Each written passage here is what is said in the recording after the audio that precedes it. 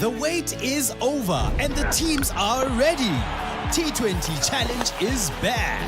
Sun is shining and I feel so good. Come show us your moves from anywhere in South Africa. 'Cause it's a good day for it, a good day for it. Meet the stars, feel the vibe, and experience the thrill. That's huge.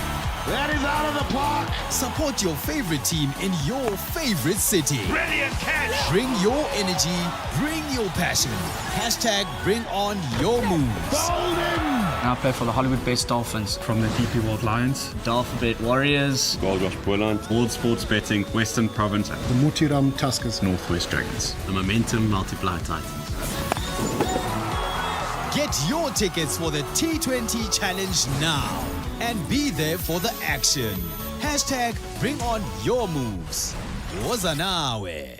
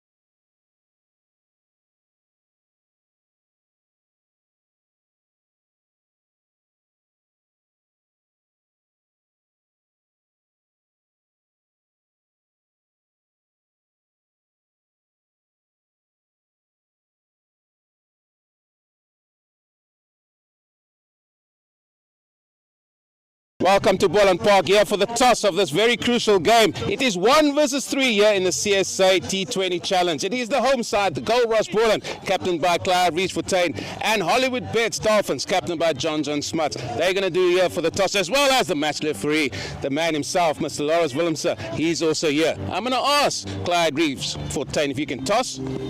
Heads. Heads is the call. Bit of a runner. It is a tail. Yeah. We're going to bat. Clyde, what's your decision? We're going to have a bat first. Sticking to what was gone well for you in this tournament so far? Yeah, I think wicket looks good. Hopefully it breaks up a little bit. But yeah, it looks a good wicket, so try and get a score on the board and try and defend it as best as possible. Yeah, you possibly one win away from probably getting maybe a home game in the playoffs as well. Yeah, I mean, we're just trying to take it game by game. Obviously the log is there and probably clearly states we're probably 1 win away, but we're not thinking too far ahead, just trying to take it game by game and prepare well game by game and not think too far ahead. It's been a good campaign for you guys. What has really stood out for you that's been your success so far? Yeah, I think we've played well as a team. I think if you look at our batters and our bowlers, I don't think there's one person that stands head and shoulders above the rest. I think as a group, everybody's contributed when it's been their day. So more of the same, hopefully. Any changes to your side? No. Same time. Go well. Thank you. John, what would you have done if you won the toss? It's probably those. I'm not too sure. Probably would have also. I would probably had a look to bowl first, to be honest. Looks a really good wicket.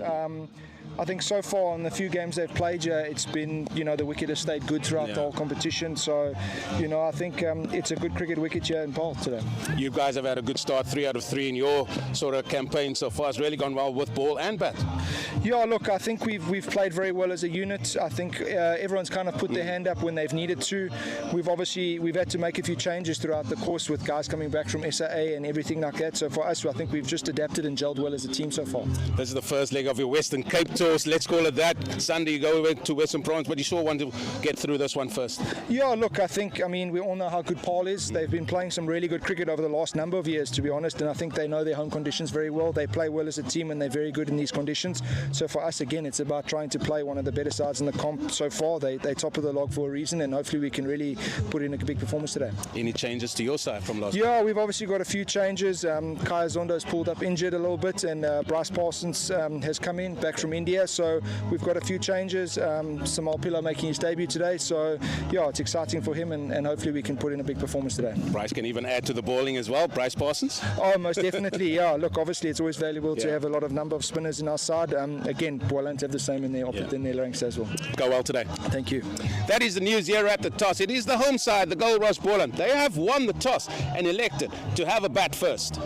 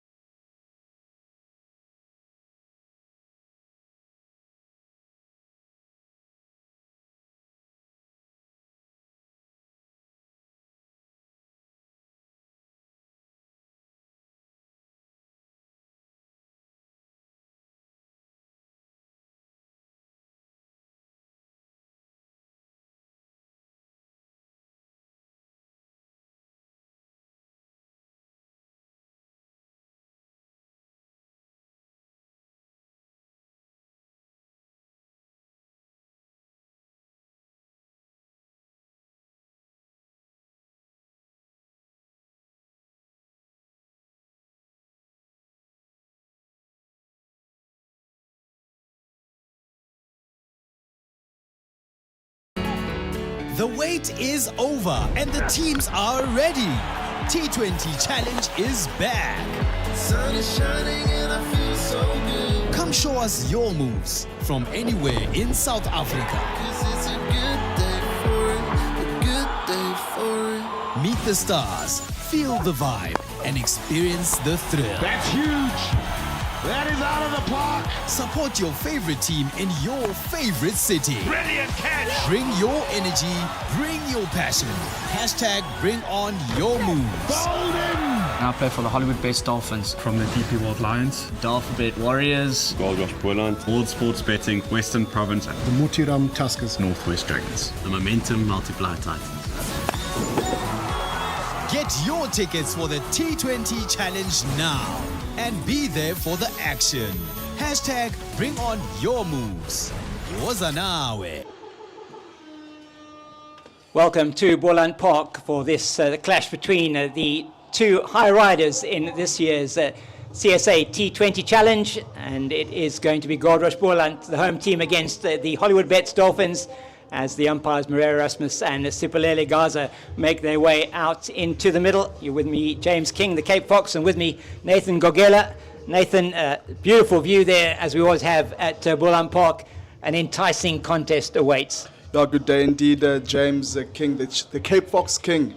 There we see the results this far for the Goldrush Boland results. Unbeaten this far, James King.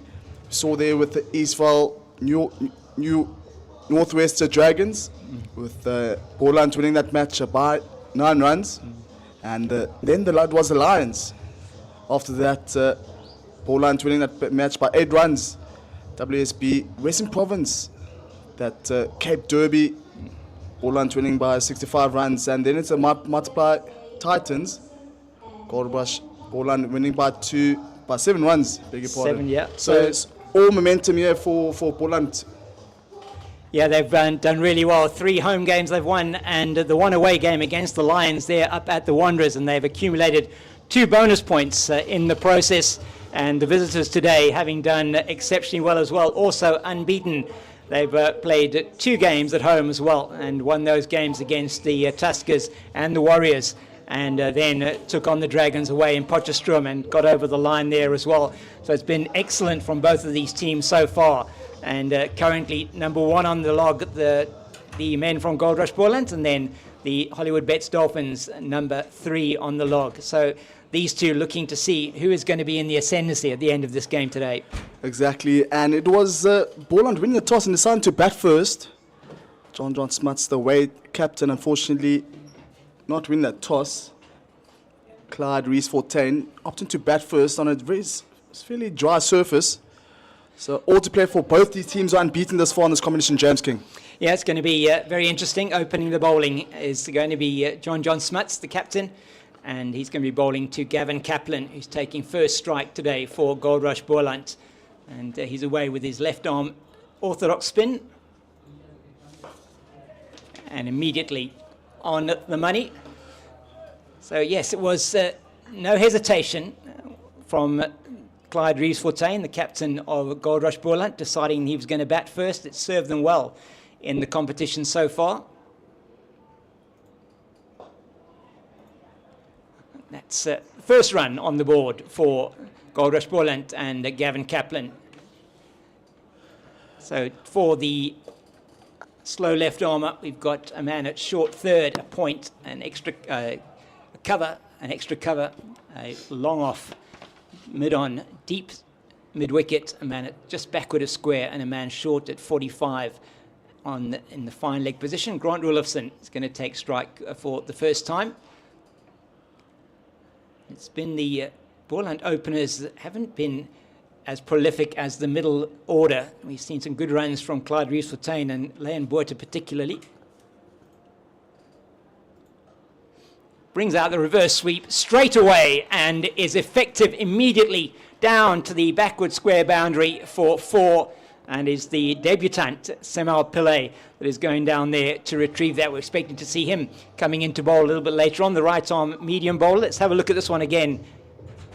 There we see the first strike there for Roelofsen of the reverse sweep, and welcome boundary for Grant Rolfson. His third game this far in this T20 challenge, really with scores of 28 and 24.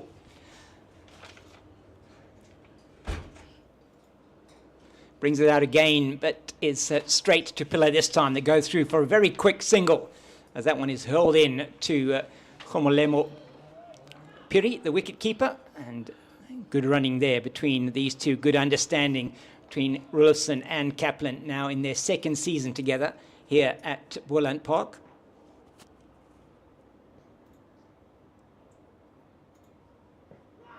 That looks adjacent and it's out, and that is given by Sipolele Gaza. Gavin Kaplan looks completely nonplussed with that, and the first wicket goes down. Well, that is a huge blow early on. He's trying to work that one a little bit square and just got squared up and was looked very adjacent unless perhaps there was something of a tickle on that one. Yeah, Gavin Kaplan not happy with that one. And just playing across the wicket there, unfortunately given out by the umpire. First wicket down for Boland. Here we're looking at that replay again. Again, playing across the wicket. Oh, perhaps a bit of height there, James. No, I think he got a, looked like there was a bit of movement there. Looking at it again, I think he got a bit of a scratch on that one, onto the back pad. So that's why he was looking so unhappy at that one. But you know, we are looking at it from here and on the replay. But certainly didn't seem very happy with that at all. It could have been the only thing that saved him there. That one was very adjacent, going on to probably hit miss leg stump and miss off stump. Would have flattened into the middle stump, as now the captain comes to the wicket with the score 6-1. But you know what they say, James King, whatever we say doesn't really matter. All that matters out there, the umpire giving out, dismissing that first player there, Gavin Kaplan, and the captain, Clyde Rees-Fontaine, on strike.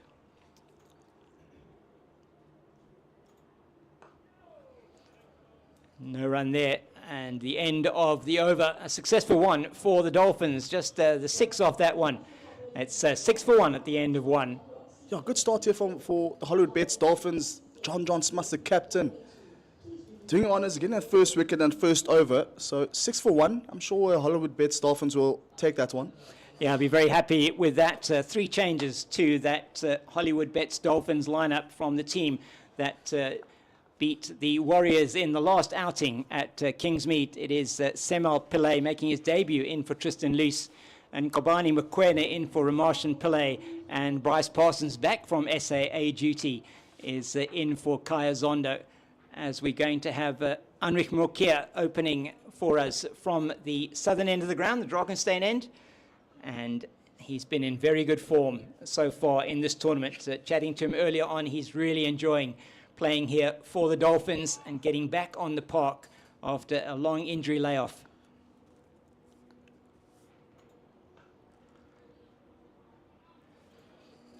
It's good to see Heinrich Nokia back in action, both from a Dolphins point of view with his new province, normally playing down there in the Eastern Cape for the Warriors, but contracted here for this competition to the Dolphins. A very good move from them, you feel.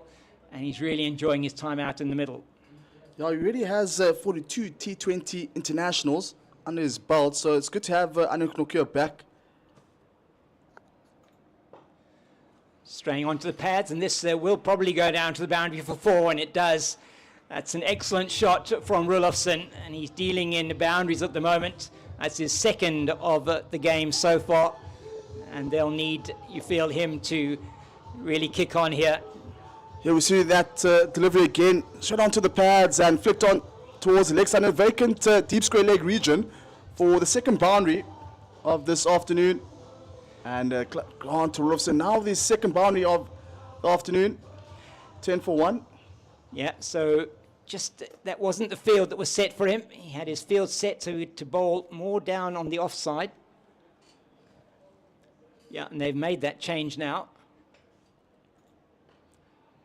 It's neatly guided down to the right of the man here on the fine boundary, and that is Pillay, and they're through for a single. Yeah, Semal Pillay on debut as well for the Hollywoodbets Dolphins. So 3 changes, as James alluded to earlier on. 3 changes for the for the Dolphins. Now we see Cloud 14 yet to get off the mark. And talking about moving, the scaffolding that was in front of us now, you might hear it in the background is being moved. Thank you very much to the Boland staff for doing that for us. Oh, slashed away, that is going to be 4. Down to the backward point boundary. Too short, too wide from Nokia. And that is not where you want to be bowling on this surface. Definitely not the line that Nokia would be looking to hit. Short and wide and deserve to be punished for 4 runs. There we see the replay again from Nokia in short and wide, and Clyde Rees-Fontaine not missing out on that one in that vacant deep backward point region. It was the length on that occasion that really did for him. Just too short of a length. Once again, short of a length, it's down to Paarl this time. He just bobbles it, and that's going to mean they can get back for 2. So it's a bit of nerves there, James, for Paarl. Yeah, that one was really coming down to him very quickly. The young man got down to his right pretty quickly. He was went to Durban High School. Alumni of Durban High School. There's a couple of those in and around this team as well for the Dolphins. For Rees-Fontaine, just kind of down towards third.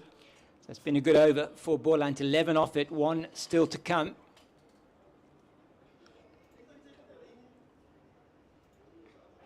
Oh, and that one is over the head of the wicket keeper.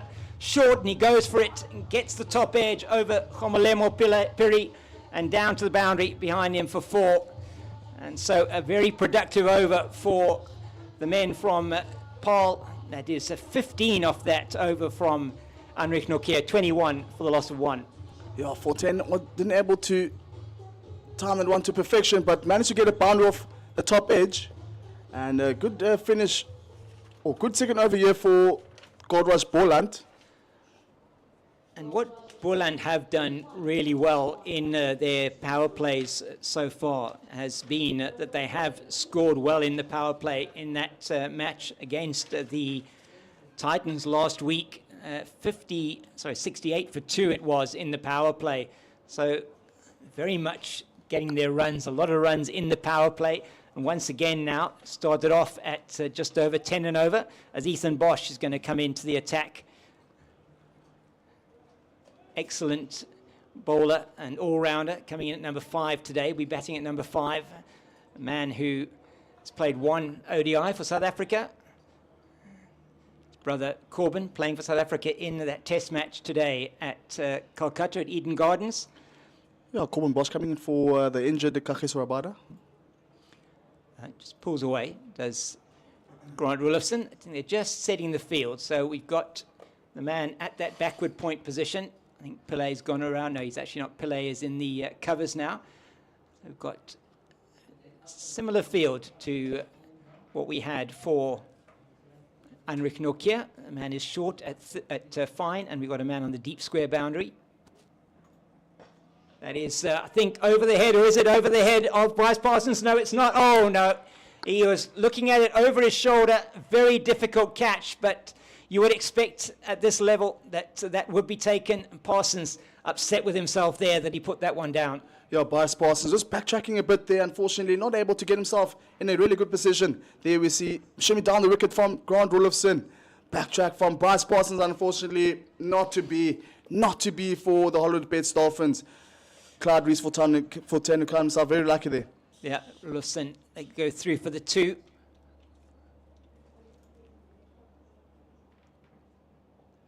And that is a poor delivery down the leg side. It is going to be fielded, but it will be wided. One would expect, no, off the pad. Okay, I thought that one had actually gone through. So a leg by, a single down to short fine. Oh, Rulofson just shimmy across the wicket there. And it was a leg by given. Mm-hmm. So all of the show here this far for Ethan Bosch. Yeah, it's the first delivery. I think Grant Rulofson had sort of almost premeditated that he was going to come down the wicket and play him over the man at mid-on. I think he was a bit lucky to get away with that, with the Parsons not able to hold on to it. So they fought Rees-Fontaine though. They brought in the man from backward point. And that's why, and this time, that catch is not going to be dropped. and is taken by the man at short fine. That is Heinrich Nokia going off to his left, and Clyde Rees-Fontaine has to make his way. He is absolutely mortified with himself, because that should have gone down to the boundary for 4. Clyde Rees-Fontaine not happy with himself, just looking in the skies. Unfortunately, that's the second wicket down for Goldrush Boland. Here we see that replay again, pulling the delivery and straight down to short fine leg. And he's still upset with himself. You can see as he is going off the field, and Leon Botha comes in at number 4. He has been in very good form with the bat, has Leon Botha so far in the competition. 154 runs for him. And he is number 4, I think, on the run scorers list at the moment. 136 runs, apologies. And he'll be hoping that he's going to continue with that fine vein of form. Yeah, Leon Botha, playing in his 4th T20 game this season. Just looking at his figures, 42, 52 and 42. High score 52. Average of 63.66. Healthy average for the young lad. I've watched him play for Durbanville Cricket Club and played a bit for Marty's. I had a bit of a chat with him during that Boland T10 competition. He's always smiling, looking for a chat too. But definitely a good prospect indeed for Boland. Yeah, he's been in very good form, both with bat and ball. But he's got a job to do today now. 24 for the loss of 2. Down the leg side and signalled wide as there is an appeal.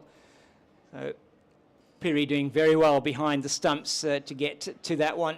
Clyde Rees-Fontaine, previous delivery, could have hit that ball pretty much anywhere, and he picked out Heinrich Nokia. Good catch diving to his left. But there's Rulofsson, who was the man who was dropped by Parsons, and he is going to want to make sure that he cashes in.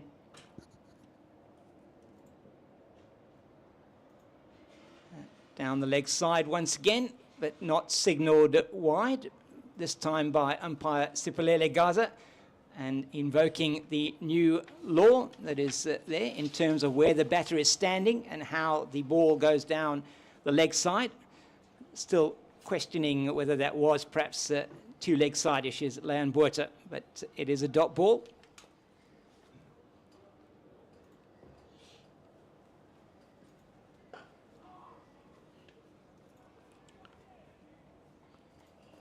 So just the 4 runs off the over so far. 1 ball left in the 3rd over. 25 for the loss of 2.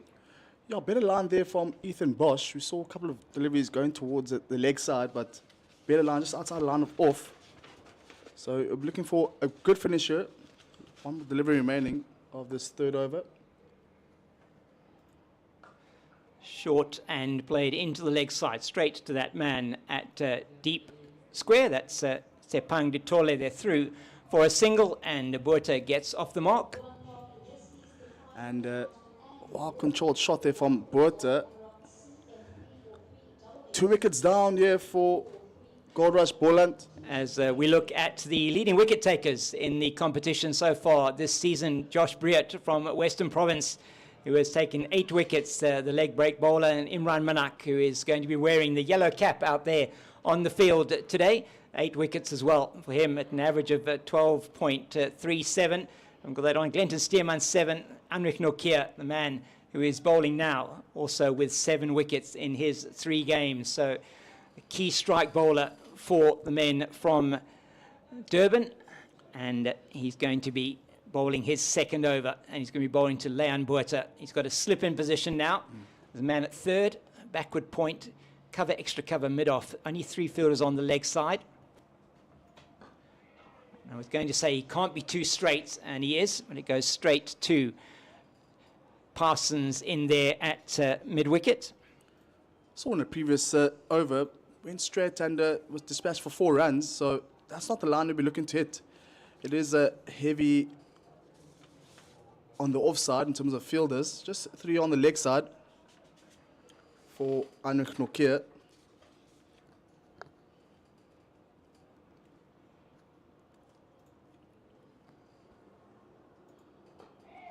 Once again into the pads, and they may well turn for 2 here, and they do.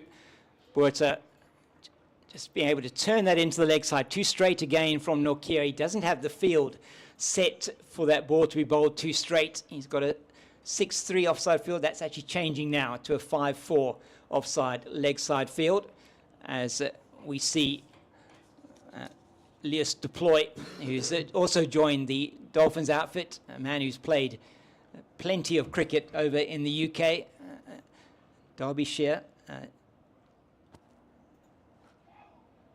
guided down to third for the single. Paarl does the fielding. They're through for another one. So Leus Deploy, his CV reads very impressively. Does here in South Africa, was part of the SA emerging team and then went to ply his trade over in the UK. He's played a huge amount of cricket for Derbyshire and more lately for Middlesex, and played in a number of the T20 competitions as well. Plays for Johannesburg Super Kings in the SA20. Oh, that looked like that might have taken the edge. We heard something. Piri couldn't hold on. Let's see what umpire Maria Erasmus signals. He doesn't signal anything, which means that was a chance to Piri, a very difficult one. Another short, fast delivery from Anrich Nokia. Gets the edge. Piri can't hold on. It's cleaned up by Pillay behind.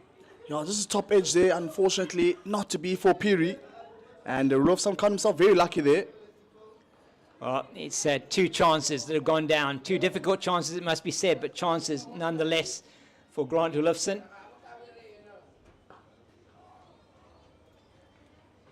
Now the protection on the leg side there coming in to play. Parsons from mid-wicket fielding that. They didn't employ another field on the leg side since the line that Anrich Nokia has been bowling, looking to shepherd it on towards the pads of the batters of Boland. So you'll see square leg, mid-wicket and mid-on. It gives him the ability to target the stumps, and we know how important that is here at Goldrush Boland Park.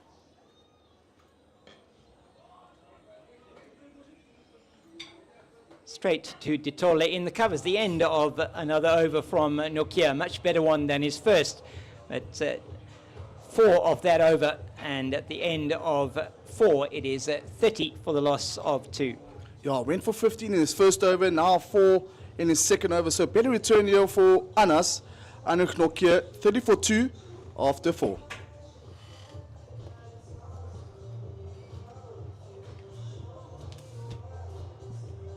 So batting at 7.5 to the over at the moment are the men from Goldrush Boland. Ethan Bosch will continue, and why not? Got that wicket of Clyde Rees-Fontaine, an important wicket in the previous over. Goldrush Boland, just at the moment, these two batters, you feel they'll want to make sure that they can bat for a significant amount of time in this partnership. Slower delivery outside the off stump, well bowled by Bosch, and doesn't make contact. Just adding a bit of variety there from bowling of Ethan Bosch. Slow delivery, and unfortunately, we're also not able to pick the run up.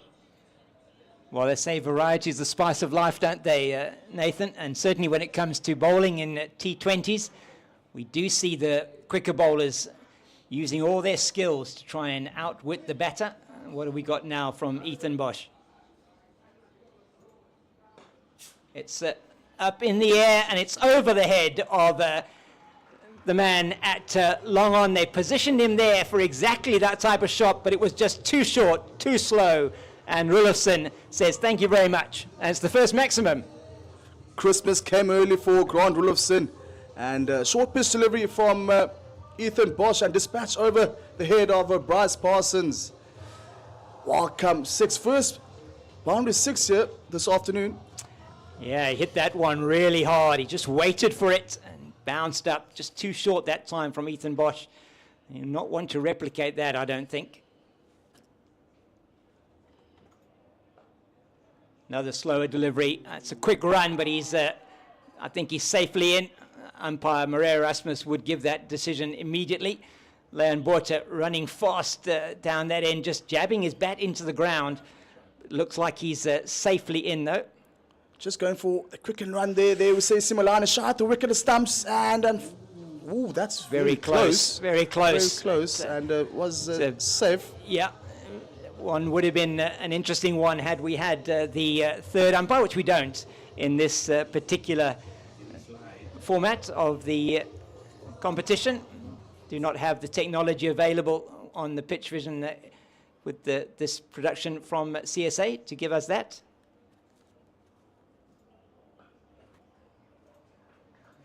Has to correct there, does Botha, as that one is into the body. And they go through for another single, 8 off the over so far. 8 runs off the 4 deliveries off the bowling of Ethan Bosch. Short pitch delivery and got it down towards a deep square.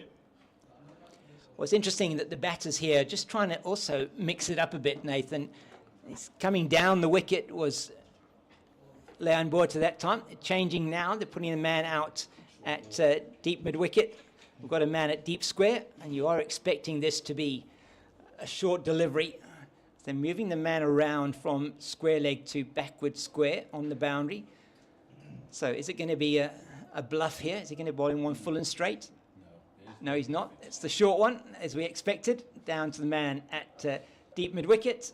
It's Lewis deploy, and they threw for another single. Yeah, Rulofson, well-controlled shot there, just came towards the ground. Saw that that fielder did move from long on to deep mid-wicket. Yeah, and the plan is clear, as our fellow commentator Eugene Molian was saying from behind me. But that is not where he wants to be bowling. That is short and wide outside the off stump, and Leon Botha takes full toll of that one down to the boundary for 4, and it is 13 off the over.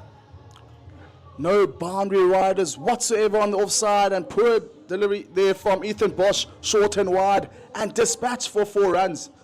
And Leon Botha with his first boundary of this afternoon.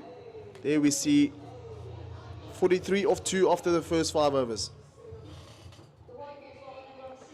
As we see the top run scorers for the T20 challenge so far, Matt de Villiers there, 4 innings for the Warriors, 194 runs, and his partner in crime, JP King, also 4 innings, 156. Edward Moore got that fantastic 100 last weekend at Newlands, and followed it up with a 30-odd against the Tuskers, 154 runs, and then Leon Botha with that 136. So the Warriors, who are right up there at the top of the log, number 2 at the moment on the log, have really been batting particularly well, apart from that performance against the Dolphins when they were bowled out for 94.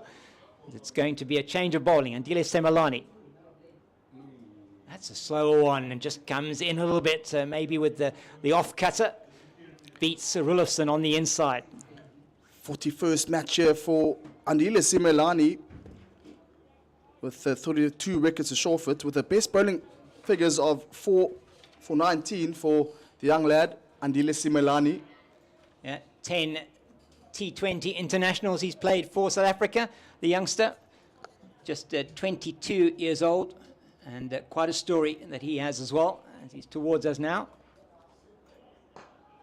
That's over the man at mid-off and goes down to the boundary for 4. It's a full toss. He gives himself room. Ethan Bosch is going to have to just jog over and collect that one. Another good shot from Rulofson.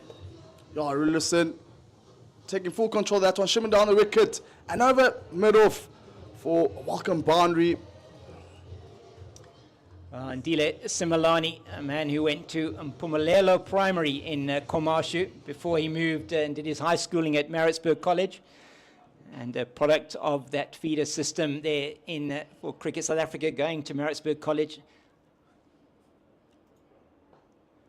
Neatly played into the leg side by Rulofson. It's just going to be 1. I like how they're rotating a strike, getting 4 runs, and then looking for that single. Just make sure that they're productive out there in the middle, these two, Rulofson and Leon Botha. So for 5 runs in the first 3 deliveries. Last over of the power play, 48 they are on, so batting at or around 8 runs to the over. And they'll be pretty happy. They've got to that rate, having lost the 2 wickets.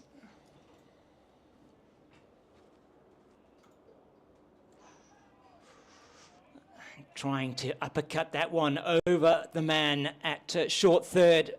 So we've got a man at short third, a man at short fine. There's the 2 men out on the boundary on the leg side. So you would expect that Similani shouldn't be bowling it outside the off stump there, short to Botha. He gets away with it this time, though. 100% agree with that, James. Short and wide. No fielders, no boundary riders on the offside. So, unfortunately, Botha missing out on that one.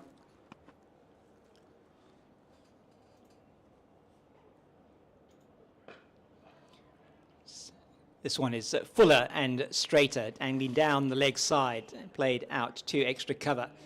Captain John Smuts does the fielding. And Similani is just concedes the single to Botha. So it is Rulofsson, 26 off 15. And he was dropped by Bryce Parsons. Yeah, Bryce Parsons. The first ball of Ethan Bosch, a spell, the first ball of the third over, when he had 10 runs. So he's hoping that he's going to be able to make the Dolphins pay for that. Dropped as well by Khomolemo Pillay of Heinrich Nokia. A gorgeous shot from Rulofsson once again. Down the ground, he gives himself some room to play it onto the offside. There is no protection in the deep there. And down to the boundary to end the power play. 10 off the first. Andile Similani over. The 50 is up for Goldrush Boland. And that is 53 for the loss of 2 after 6 overs, batting a shade under 9 to the over. And they'll be happy with that performance so far, will Goldrush Boland. And there, the signal there from Siphelele Gaza at the end of the power play. 6 overs gone, 53 for 2. So in that previous over, picture perfect shot. Second boundary in that over for off the bowling of Similani. Now we see John Smuts back on strike again for his second over, the captain of the Hollywoodbets Dolphins. It's going to be interesting to see how they approach this, Botha and Rulofsson. So whatever breeze there is blowing, it was a lot stronger in Cape Town, I must say, than it is out here in Paarl. A warm afternoon here in Paarl, but there is still a breeze blowing, and it's coming over the shoulder, the right shoulder of the wicket keeper. And so if you play the ball straight here, it's with the wind.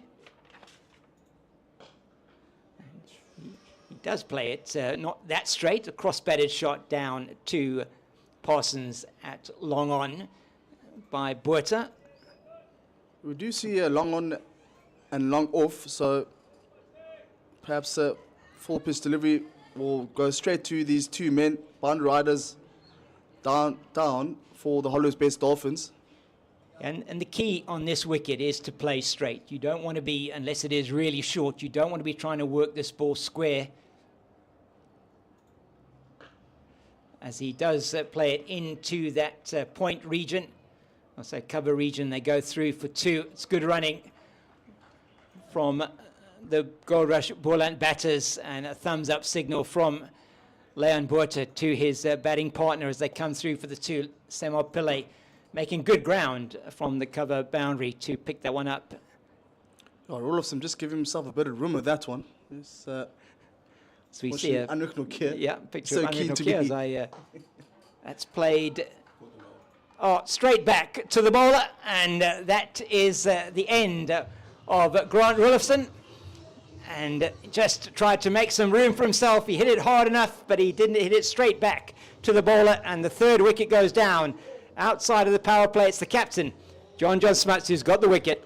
Full pitch delivery, gave himself a bit of room again. Rulofsson, unfortunately, what are you doing? 3rd wicket down, John Smuts dismissing both the opening batters for the Hollywoodbets Dolphins. 56 for 3.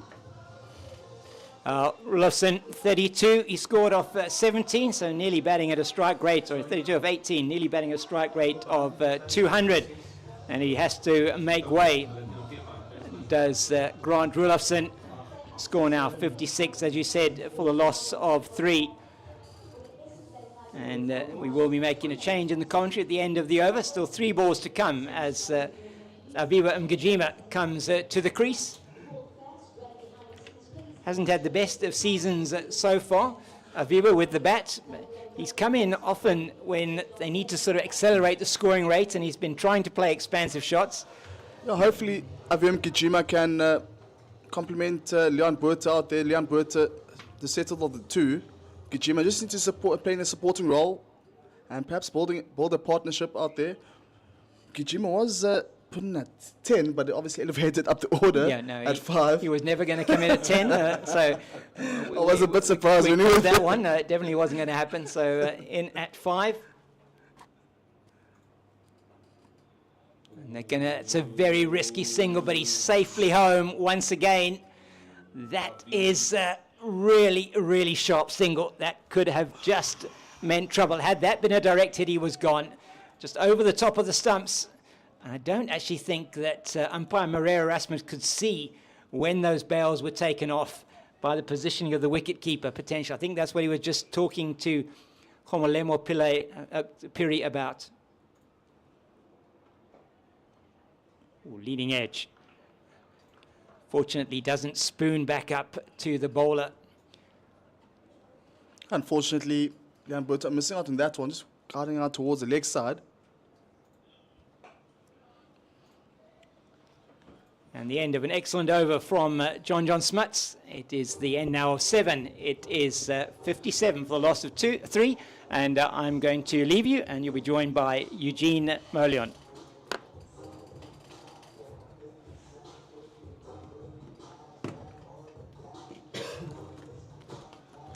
Good afternoon, Big Huge. Nathan, a very good afternoon to you. Good afternoon to the viewers and the Cape Fox. Thanks for that intro. What an eventful first 6 overs. 7 overs we've had. We've had 3 wickets. We've had 57 runs. We've had 8 boundaries. Well, it's just what all T20 cricket's all about. But you can see how brimming with confidence these men from Boland are with bat in hand. 4 from 4, playing the men from the Dolphins, Hollywoodbets Dolphins, that is, with 3 from 3. Big game this. Looks like there's a change of bowling. Yeah, Mr. Mokoena. Obani Mokoena comes in to bowl for... Yeah, he's a wholehearted cricketer, this fella. Saw him with South Africa under 19s not too long ago. He can run in all day, and he's got some good skills about him. Yeah, coming and playing his fourth match here for the Hollywoodbets Dolphins. Oh, and straight away, he finds the edge of Aviva Makajima, and still, he's, as the Cape Fox said, struggling to get going in this tournament. He departs for just 1. Mviwe Mkijima, what have you done? Short and wide, and finds the edge. Mokoena dismisses Mviwe Mkijima. There we see the replay again. Short and wide, and finds the top edge. And Piri takes that safe as houses. And that's the 4th wicket down now for the Goldrush Boland. Yeah, and they just got to be careful here that they don't lose their way here, Goldrush Boland. You're off to such a good start. Some might say you're so well ahead of the game. You're allowed to just play, just hit the ball down the ground for 1, get your singles, get your partner going on the other end. Leon Buerta still watching all the carnage that's happening on the other side. But here is a chance for this fella really to see if he can get himself going here. Jedley van Brieses, he's going to be lightning between the wickets, that you can guarantee. Jedley van Brieses playing is in his 14th match here. High score of 52 for van Brieses. Yeah, he's made the move down here to Paarl. But it's going to ask a different sort of game plan from him here. He needs to sort of just get a partnership going. Average of 23, good strike rate. But yeah, he's just got to try and just get this middle order settled. They've lost 4 wickets now, and we're not even at the halfway mark.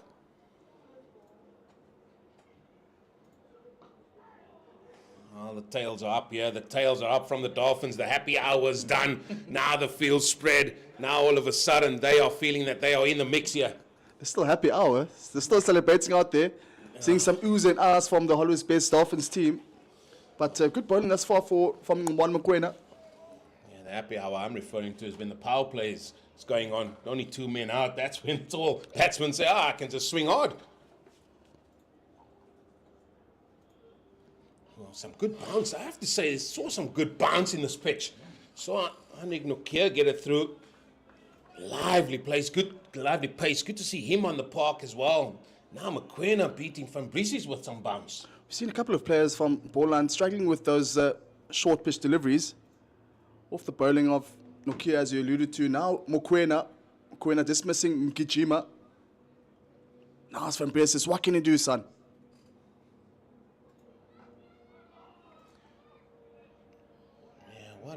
What I like from what I see from the Dolphins bowlers here is they're really running in and hitting the deck hard, and they're trying to bowl the off cutter as well.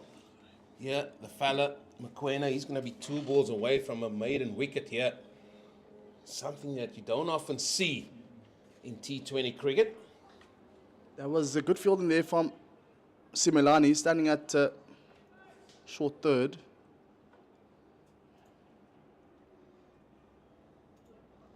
Well, there's the bounce all the way to third man. That has gone all the way for horns. It's gone for 6. Can you believe it? Just using the pace. Just waiting for umpire Maria Erasmus. Just want to get clear indication. I'm sure that went all the way. There he is, the horns. Another short pitch delivery from Ngubane Mokoena and lofted over the heads of Bryce Parsons. Not able to gather that one. That one flew towards the boundary. Man, oh man. What was I talking about, a maiden wicket? Van Persie just said, hold your neck in, son.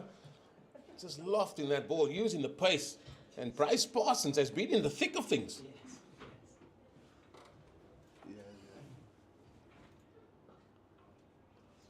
Well, just going to be the 6th, ends the 8th over, 63 for 4. A lot of things happening out there, Nathan. So much happening out there. Finishing strong there for Ngubane Mokoena.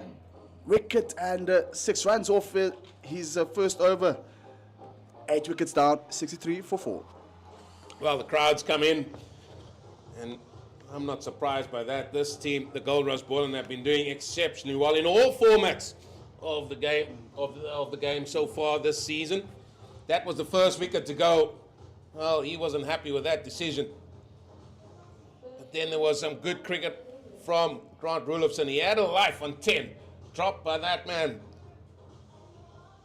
Bryce Parsons, and then Clyde Rees-Fontaine played a couple of good shots as well. Change of bowling here, Goldrush, another youngster that I've seen, comes through the Cubs, and then also represented the Dolphins. He's a good youngster, good cricketer, this fella. Yeah, Aaron Goldrush, beg your pardon, playing his 3rd match here for Hollywoodbets Dolphins.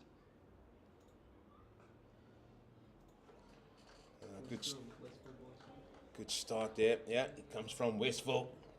Boys, they've had a good rugby season, Westville. Cricket season's over, Eugene. Rugby season. Beg your pardon, rugby season's over, Eugene. Beg your pardon, rugby season's over, Eugene. No, I've got to give it to them. Got to give it to them. They've had a good year, doing some great things there. Good start for the youngster. Just the 2 singles from his first 3 balls.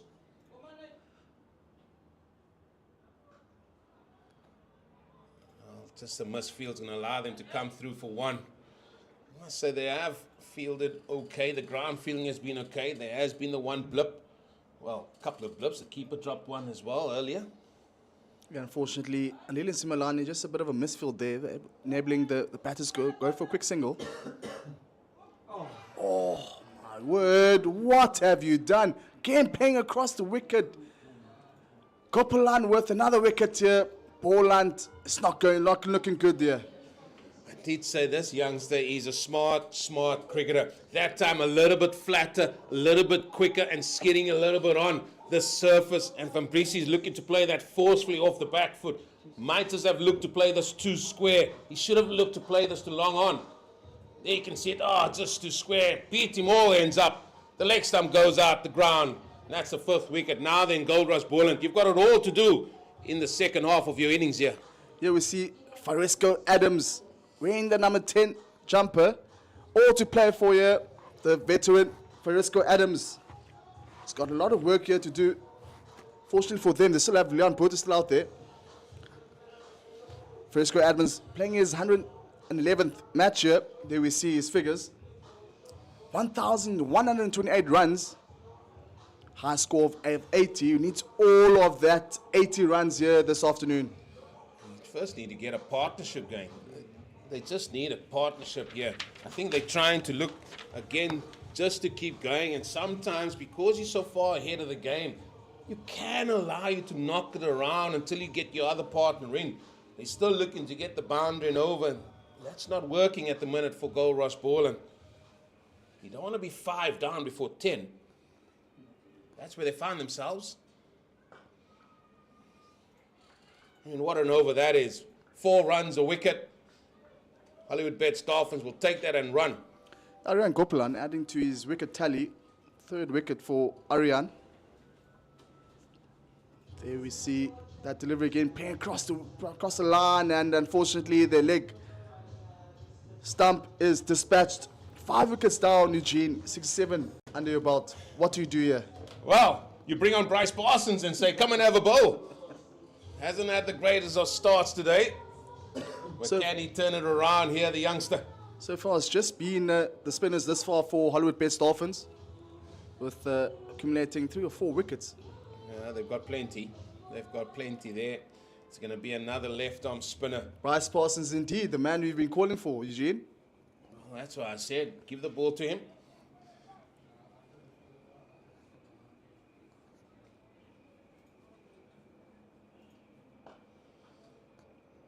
Firmly hit down the ground.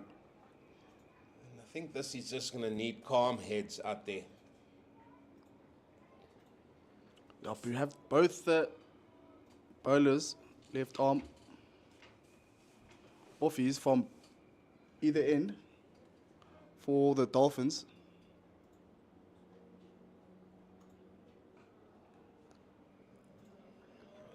That's smartly played. And he has to show what he's all about here, Leon Botha. He's had a good white ball season so far. He's up there with the leading run scorers. I believe he's 3rd. We saw it a bit earlier. Highest runs this saw in this competition, Leon Botha. Well, there's Mr. Experience. Mr. Smuts doing the fielding. Good stop. That's a dot ball.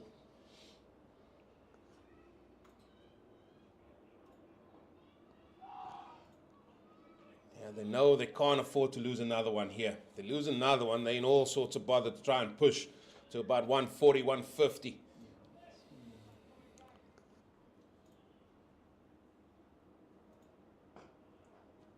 That is what I like about T20 cricket. Things go so well for you in the power play, you think you can run away with it. Then as soon as the power play is done, loss of wickets. And since the power play was done and dusted, they've lost 3 in the space of the next 4 overs.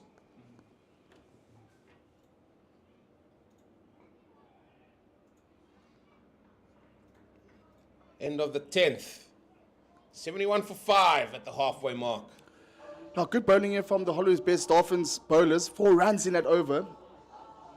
Again, the dot balls aren't really helping the cause. Again, with those wickets, losing wickets at regular intervals.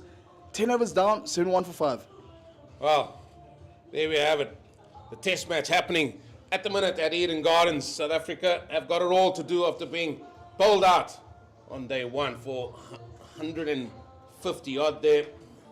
And it is India 37 for 1 at the close of play on day 1. Forceful hit on the onside. McQuena, he will tidy up. Just the one. And the boundaries seemingly seem to have dried up for now. Last one was in the 8th over. 2 overs ago. That's a long, long time in T20 cricket.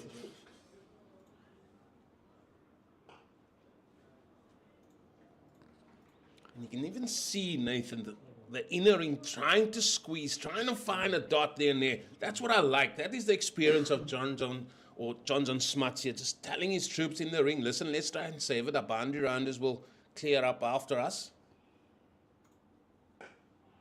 There we go. There we go. There he got his prize dot. That's the line that Gopalan we were looking to hit. Just applying pressure back onto Boland, just suffocating them of all the runs.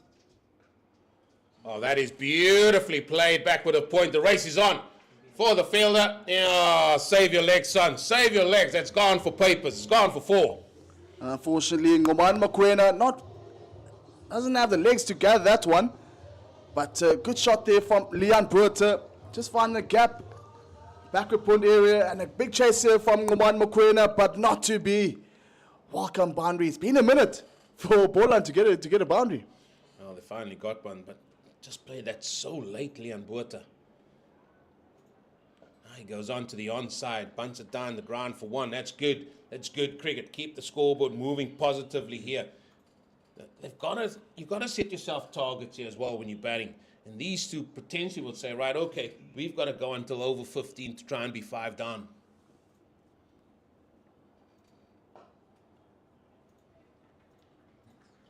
Good over for Goldrush Boland.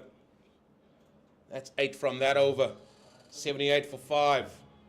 Oh, that's better from Goldrush Boland. They need to find a boundary, at least one boundary every over. You're on out, and just to negate or not have have a few dot deliveries. Look for the singles. Here we see that backdrop of that mountain.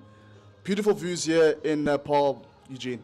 The views are good. Some of that batting scoreline might not be so good for Goldrush Boland. But this is another good thing for Smuts. You can see his experience. Just saying to the spinners, we can get through the overs quickly here, quicker than what Goldrush Boland might think, and then all of a sudden you see, there's 15 overs gone, and then there'll be a mad rush to see how many boundaries they can hit. Again, it's Bryce Parsons here for the second over on the trot. Bowling some tight lines here. Managed to find a dot here and there. That's another one early on in the innings, or in this over. Let's just say.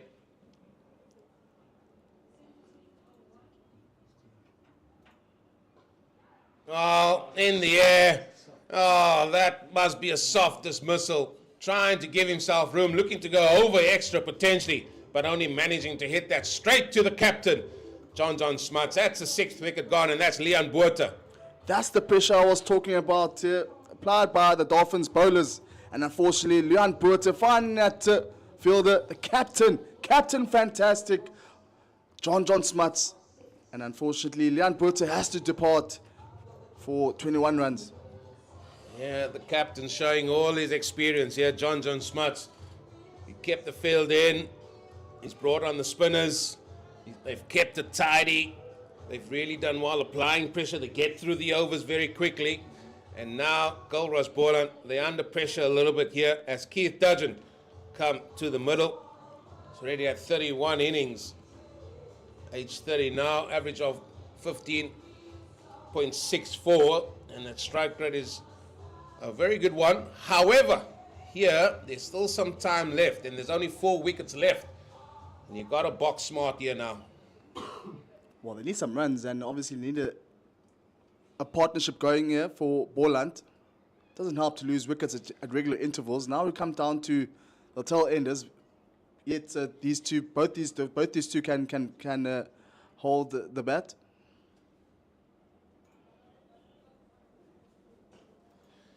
Yeah, it's holding the bat, and then there is running the twos here. With all due respect to these two fellas, probably more for Risco. Probably not the quickest that Boland have.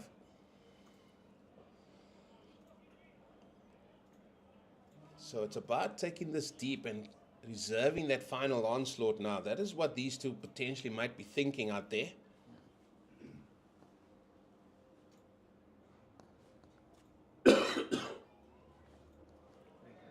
Wow, what an over. 1 run, 1 wicket, plenty of dots. 80 for the loss of 6. Goldrush Boland now. Yeah, great over indeed from Bryce Parsons. There we see the scorecard. Rulofson with 32 and Leon Botha with 21. Other than that, nothing to speak of. And that those wickets departing, falling very cheaply here for Goldrush Boland. 80 for 6. Yeah, they always say try and get 3 men to get 30 or more in T20 cricket. Let's hit down the ground. 1 man did get to 32. And then there was Leon Botha. He got out in the 20s. And if you can get 3 men in the 30s and 1 pushing on, you're going to get a half-decent total for sure. That's what Stats Pro shows us in this format of the game. Somebody down the lower order needs to be that person to get 20 or 30 here. That's a glorious shot through extra cover, but there, as I say, will just be the one. Frisco Adams does have a high score of 80 and Dudgeon with that 32, so beg your pardon, 36. So again, they will need all of that. Again, building that partnership, not losing that wicket, these two. Yeah, I would say that when Frisco scored that 80, he didn't come in at the number he came in today. I think he had a lot more time in his hands. They have been using him or used him before in previous season in this format of the game early on.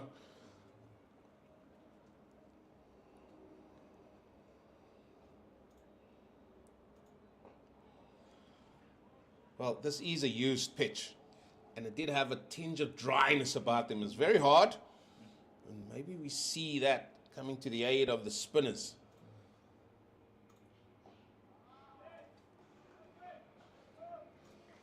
See how they quickly get through you. They're on you, Nathan. They're on you. Like a pack of wolves, these Dolphins.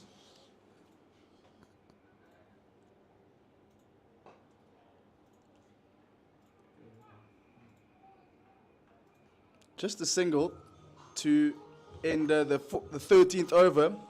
4 runs again. 2 dot balls in that over. Only 4 for 6, Eugene. Yeah, I can't wait for the Cape Fox to come in. Give me the collected noun for Dolphins, please. Because it's not the Wolves, it's the Dolphins out there. There's the bowling figures. The captain himself started it well there, going at 5s. He got 2 wickets. He also got a catch. Anik Nokia, he bowled with some real heat. 19 of his 2. But it's been tidy all round.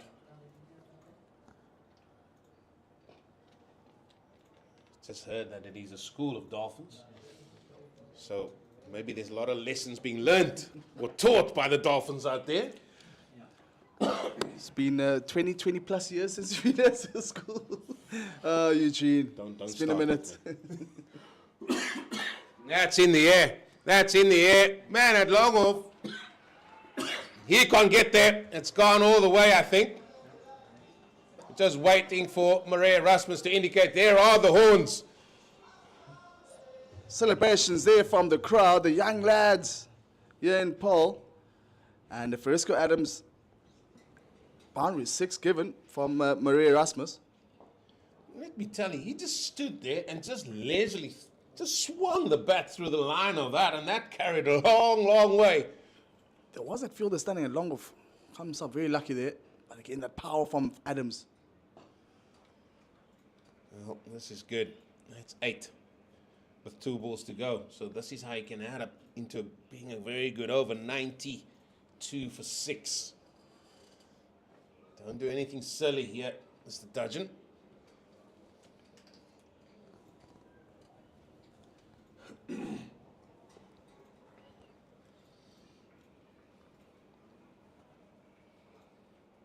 One just got it down towards third, just for a single.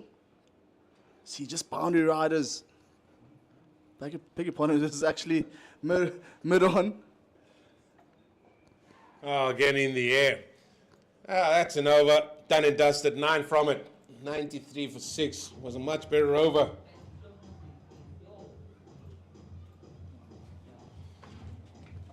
For the Goldrush Boland. And Goldrush, he's going to bowl another. And they're trying to get round very, very quickly here.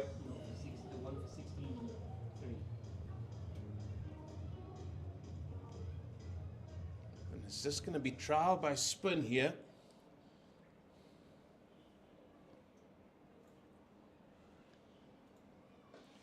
Quicker through the air. That's played onto the onside at by 6. The 2 boundary riders. 4. Yeah, good shot there from Keith Dudgeon. Identifying that space between deep square leg and deep mid wicket. And that raised down towards the boundary for 4. Short pitch delivery from Gopalan and Keith Dudgeon not missing out on that one. And again, just dissecting those 2 fielders. 4 runs. Good start to the over. Boundary off the first. That's in the air. That's going all the way. That's gone for horns. Boundary of the first. Maximum of the second. Ngubani Mokoena, just watching that sailor over his head. Beg your pardon, Simelani. Both got the same, similar body shapes. And another boundary 6 here for Hollywoodbets. Beg your pardon, Goldrush, Boland. Need more of those. Well, that brought up the 100. That brought up the 100 for Goldrush Boland. 103 for 6. Well, maybe they decided they've had enough of this, just starting it up, hitting down for 1. Good start. 4, 6. What's ball number 3 going to be?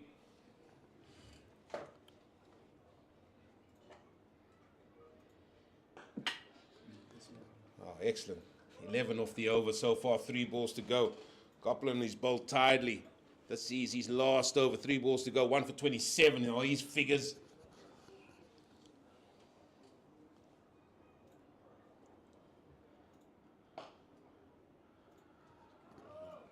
Captain again in that all-important extra cover position. The veteran doing some fielding there, contributing to the cause.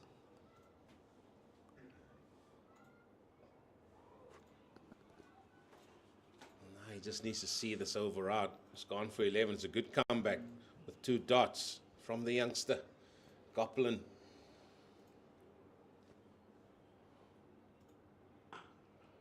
And he finished it off. Well done after that initial boundary. And then the 6. Over goes for 11. 104 for 6.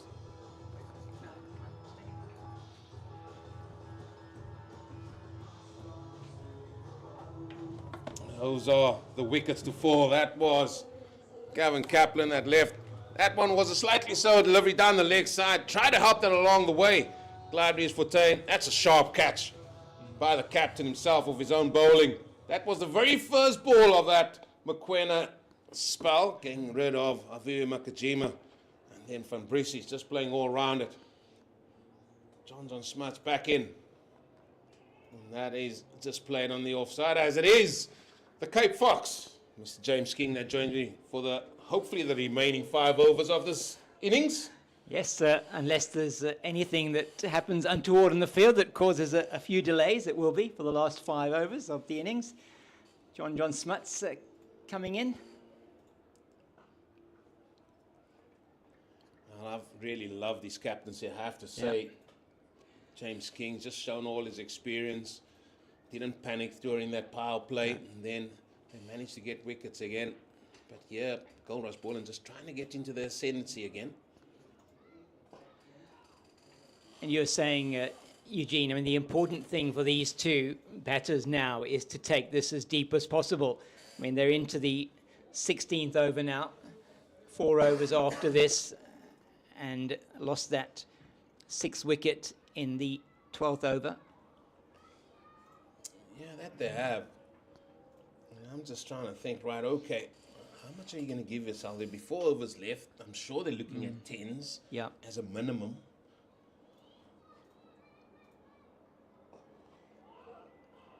Oh, that's a good call. That's a good call from the Dudgeon. Just telling Adams, no, just stay back. They can't afford any risk.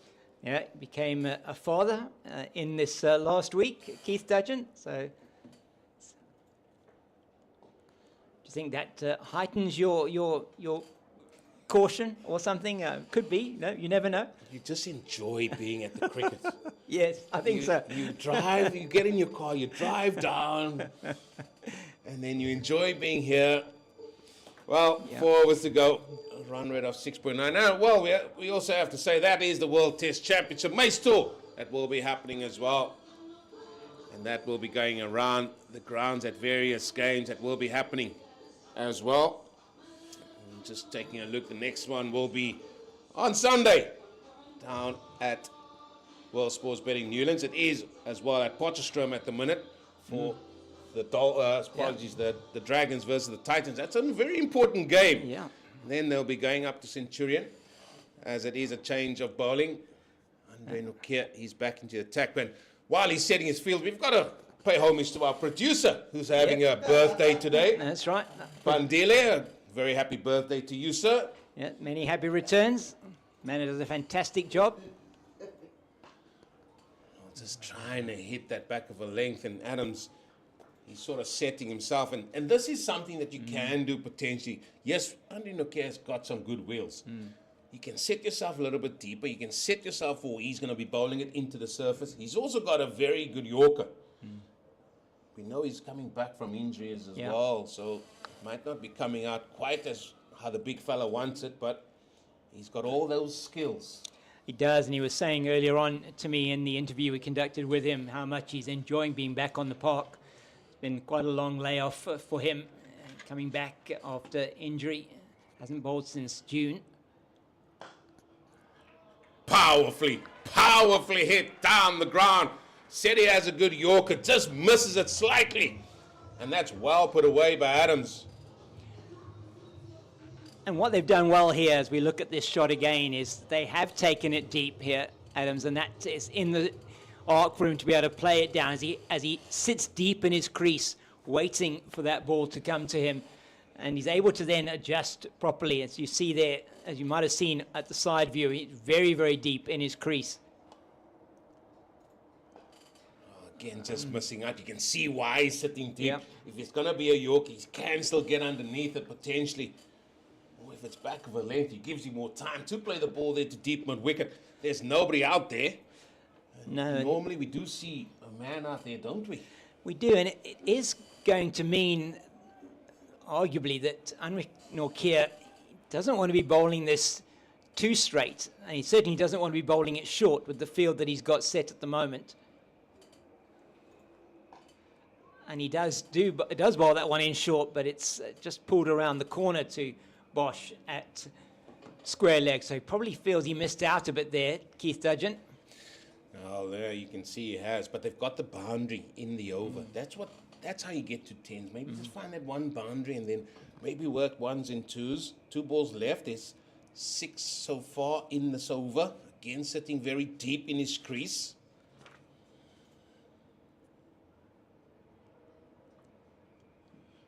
A little bit of bat there. Well, I heard bat, and I'm miles away from the action. Well, umpire thinks, no, I don't know what you heard, Huge. I'll just give leg buys. Maybe it was pad onto pad, you never know. 2 sounds, but umpire Sipolele Gaza. Well, if I'm Adams, I'll be very unhappy about that. Yeah, well.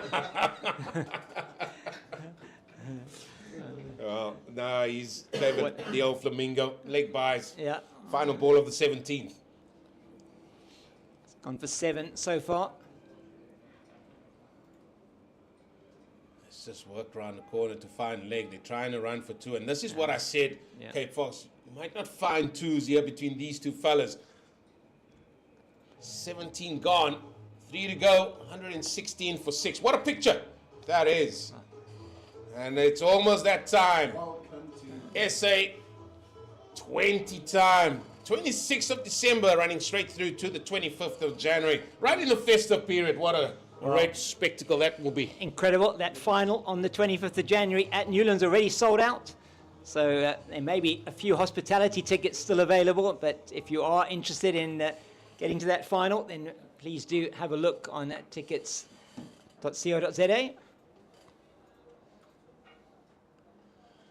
I'm sure Cape Fox can... He's going to be there. We'll find a way. Fox, he always manages to find a way. We'll find a way, definitely, to be there. SA 20 time coming up.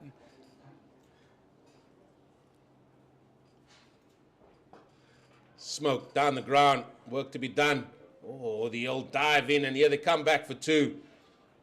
Well, I don't think Smuts is happy with that. That effort out long off. Not at all. He would have been expecting that to have just been kept down to the single. It was played quite straight, so he would have had to make quite a bit of ground.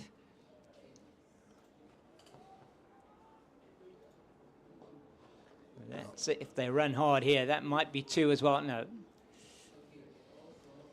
This is Smuts' final over. 2 for 17. What a spell it's been.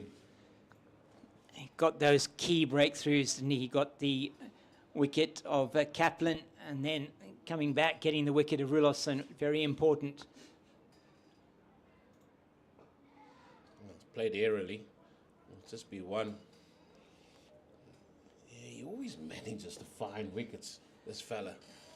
He seems to like playing here, doesn't he? Last season in that 50-over final, taking the Dolphins to victory and to the title. Well, and these two teams find themselves up there in the standing so far as well in this CSA T20 challenge. Yet again, seem to love the white ball format, don't they? They these do. two teams. And Dolphins have come back incredibly well. I mean, last season finishing stone last in this competition and right up there at the top now. Give himself room. Smuts is following him. And that is his spell. He's only gone for 20. 2 for 20 of his 4. 2 overs to go. 12 balls. 122 for 6. Well, I think what you are going to see here, Eugene, is that the spinners, and we know that Goldrush Boland do have some spinners in their ranks as well. Imran Manak, top wicket taker at the moment in the competition, joint top wicket taker with Josh Breett. You've got the likes of Sia Mahima, who we would expect to be also effective on this surface. A lot of left-handers in this lineup as well. So Imran Manak, he's going to have a role to play. Avi Mgajima may well be coming in and bowling his off breaks. So it's going to be an interesting chase, definitely, if they can get this up to around 140. Oh, Nokia coming in with heat. Coming in with some serious hit. Was that signal 1 for the over? No, it wasn't. So the big fella still has 1 in the locker. And I say, you know what I really liked about the discussion I had with him earlier on today was just saying that he's just taking it one game at a time. He's just happy to be back on the park. He wants to deliver the best that he can. He's been given the chance by the Dolphins.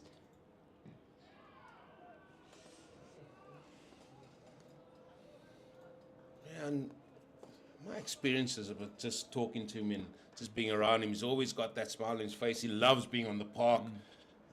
Former Proteas bowling coach as well, and in the form of Sean Langeveld, who spoke so highly of this fella and what he brings to the party, and he's just a wholehearted cricketer. 31 years old now, and who hails from the Eastern Cape, born in Uitenhage. Yep, and you caught it, Eugene, and it is Verisco Adams that has to make his way. That was exactly what you expected as he walked across his stumps. Go for it. There's so much to think about this, and we can't get a wider shot. Mid-off and mid-on were very straight. Yep. They were very, very straight to their normal. And that to me will say right now he's going to go for the Yorker. Adams walked across, and it was a leg stump Yorker. And sometimes you just have to look at the field, and that will give you more of an idea of what's to come. As Imran Manak, the man who's leading the wicket takers, he's got to do a job here with bat in hand. Excellent that was from the Dolphins, and the execution from Anrich Nokia. And Eugene Molion, he called it before that ball was bowled. You heard him say Yorker, and there it came, leg stump Yorker. Just pegged it back. But now, what can Manak do? Well, I don't think Manak's going to get this ball anywhere in his half. That's what I'm saying here. I don't think it will be. If it is, I'll be very surprised, because I'm just looking where mid-off is going to stand. I might be wrong. Could be a double bluff. Yeah, I don't think so, though, what you're saying.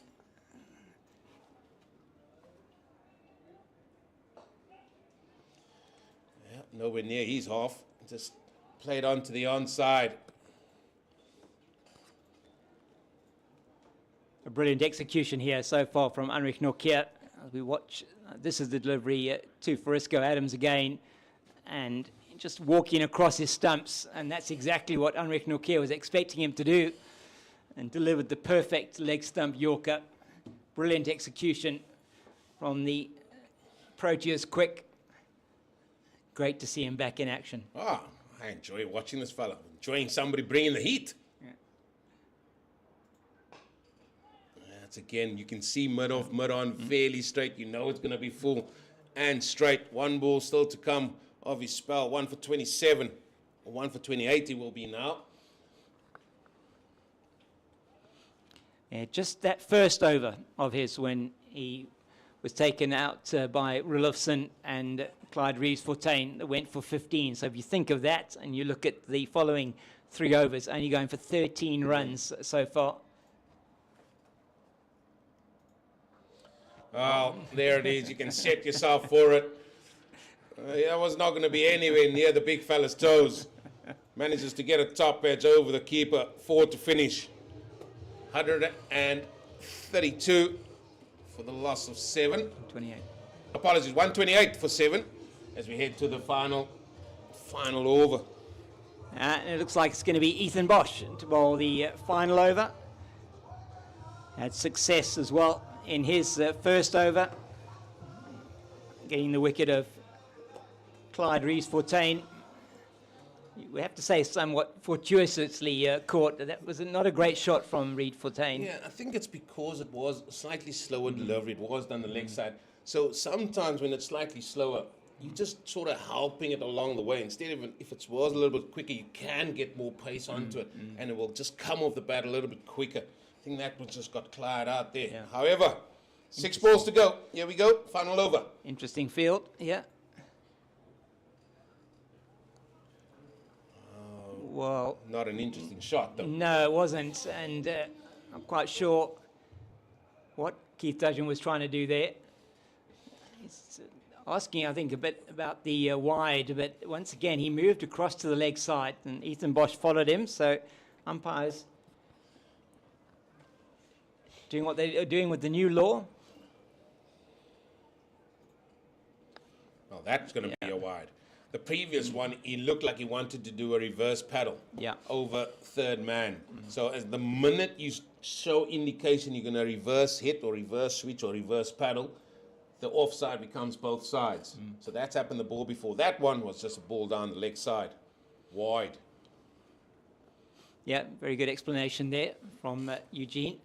With also these new laws that have come in to try and assist the bowlers. Oh, that's powerfully hit. Long on, has some work to do. Sort of sits in the outfield like my 9 iron on a nice little pitching wedge, sitting on the green, checking on the second bounce. Of course I'm lying. I've hit that in the teeth. Well, I mean, that's like that huge fish that I caught the other day. The one that got away.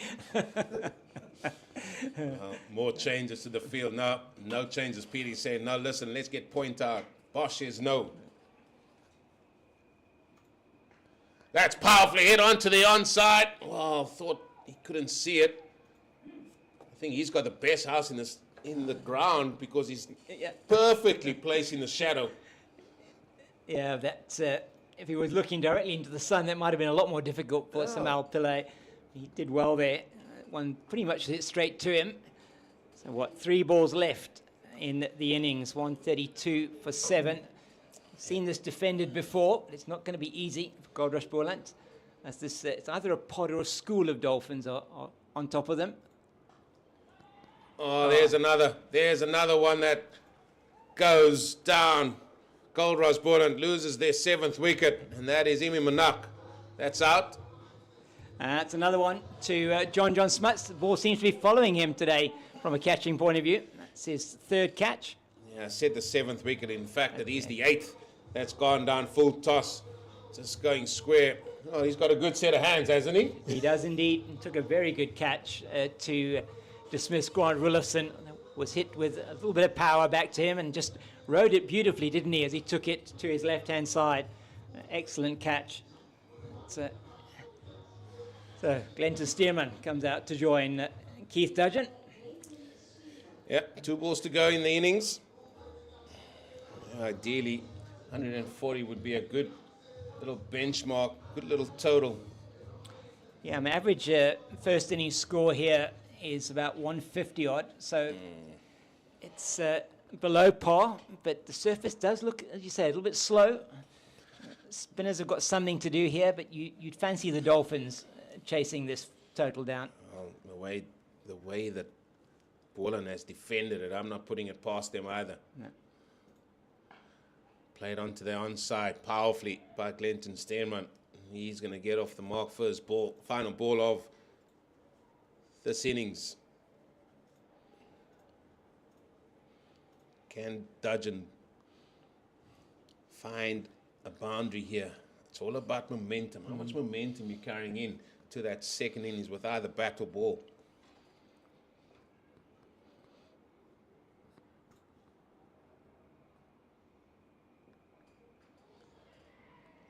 Just play down to fine leg. Nokia, he's got a serious arm on him. Keeps it under 1. And that, as I say, will be that. Innings closes at 134 for 8. Keith Dudgeon finishes on 28. Not out of 25 deliveries. Good little innings that. Just brought some calmness to Goldrush Boland's innings at the end of it. It started really, really well. The power play finished at 53 for 2 after 6 overs. They had 8 boundaries in that. And then there were a flurry of wickets in that middle order. And we can see there, Grant Rullison was initially dropped on 10. He went on to score 32 and looked really, really solid before he was caught in bowl by Smuts as well. Leon Botha looked good for 21. But then the wickets around him just kept tumbling. And then Frisco Adams and Keith Dudgeon put on a very good partnership between them. Adams being out for 24. Good Yorker bowled by Nokia. And then Dudgeon, he, as I said, was 28. Those are the bowling figures. Yeah, so John Smuts excellent with his 2 for 20 in his 4. I thought Anrich Nokia was very good. He came back well after conceding 15 in his first.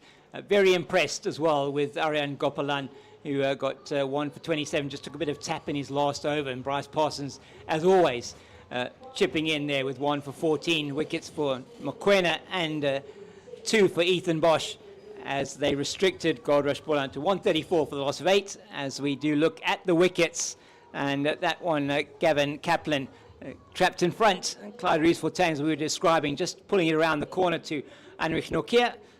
Good caught and bowled from John Smuts. And just a loose shot outside the off stump from Aviwa Mkajimi. He's not having a great season in the 20-over format. And Aryan Gopalan also getting in amongst the wickets. Jedley van Briese is just trying to pull that quicker one a lot too square. Yeah, I think for Boland, when you look at this again, they might look at it and say, listen, we could have just knocked it around. You are allowed to take some time out of the game by knocking around. Be happy with 6-7 runs and over. I think sometimes they're looking to just go too hard, and that sort of lost their way a little bit in the second half of the innings. But there it is. Goldrush Boland, 134 for 8 off their 20 overs, which means Hollywoodbets Dolphins going to require 135 for victory, and that victory could take them top of the standings. So join us again in about 15 minutes or so for the resumption of this match. The wait is over and the teams are ready. T20 Challenge is back. Sun is shining and I feel so good. Come show us your moves from anywhere in South Africa. 'Cause it's a good day for it, a good day for it. Meet the stars, feel the vibe, and experience the thrill. That's huge. That is out of the park. Support your favorite team in your favorite city. Brilliant catch. Bring your energy, bring your passion. Hashtag bring on your moves. Golden. Now play for the Hollywoodbets Dolphins. From the DP World Lions, Alphabet Warriors. Goldrush Boland, All Sports Betting, Western Province, The Mutiram Tuskers. Northwest Dragons. The Momentum Multiplier Titans. Get your tickets for the T20 Challenge now and be there for the action. Hashtag bring on your moves. Woza nawe.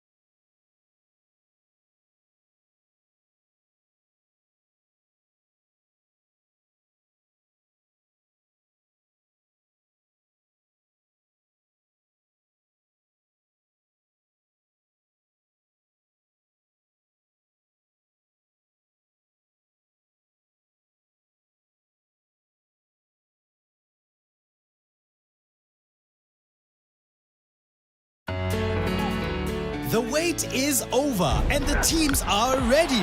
T20 Challenge is back. Sun is shining and I feel so good. Come show us your moves from anywhere in South Africa. 'Cause it's a good day for it, a good day for it. Meet the stars, feel the vibe, and experience the thrill. That's huge. That is out of the park. Support your favorite team in your favorite city. Brilliant catch. Bring your energy, bring your passion. Hashtag bring on your moves. Golden. Now play for the Hollywoodbets Dolphins. From the DP World Lions, Dolphins Warriors. Goldrush Boland, World Sports Betting, Western Province, The Mutiram Tuskers. Northwest Dragons. The Momentum Multiplier Titans. Get your tickets for the T20 Challenge now and be there for the action. Hashtag bring on your moves. Woza nawe. So you are back with us here at Boland Park, where the umpires Maria Rasmus and Sipolele Gaza have come out into the middle. You are here with me, James King, the Cape Fox, and with me again in comms is Nathan Gogela. Nathan, the first innings of Goldrush Boland, you'd have to say probably less than they would have wanted as we just look at those wickets again. Kaplan out in the first over, and he was not that happy with that decision, and it is Rees Fortuin was the next to go. Rulofsson well caught by the captain, and then Mgajima's form really struggling as we see Aaron Gopalan really impressed with this youngster. He bowled the first 3 overs for just 16 and getting the wicket there of Jedley van Brieses. The spinners were the ones that really did it for the men from Durban, and we have got Glenton Stearman who's going to open the bowling for Goldrush Boland from the northern end of the ground, the Niederberg end, and looks like he's going to be bowling to Tsepang Ditole. Yeah, good evening, James King, and getting into all the viewers out there. It is Glenton Stearman. Stearman playing his 47th match with one T20 international for the Proteas, and we're underway.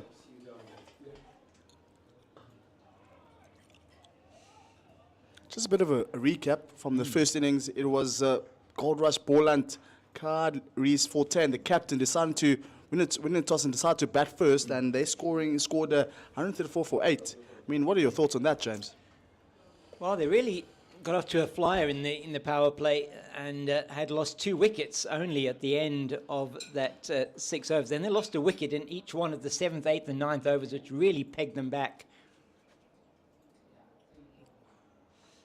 That one goes straight through to Rees Fortuin behind the stumps, and then losing their 6th wicket in the 12th over to go to 80 for 6.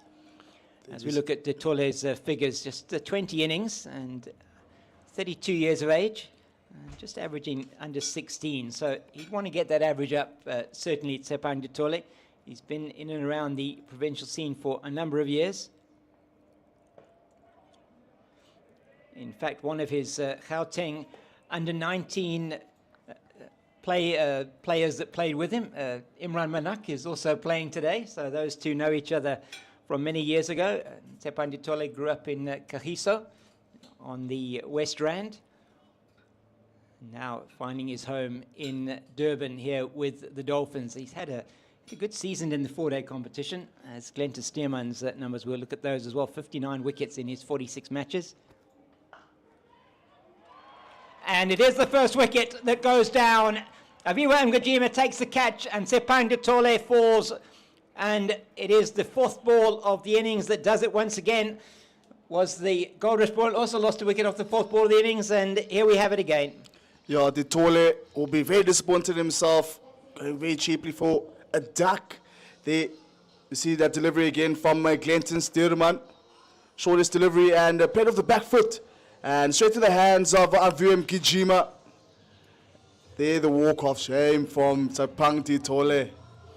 He just did not get on top of that one, didn't get on top of the bounce. Perhaps a little bit of that bounce we were talking about earlier on this hard surface, just hit the hard length outside the line of the off stump, and Here's another left-hander now that comes in to the crease. Bryce Parsons back from his stint over in India with the SAA team and back in the purple colours of the Dolphins today.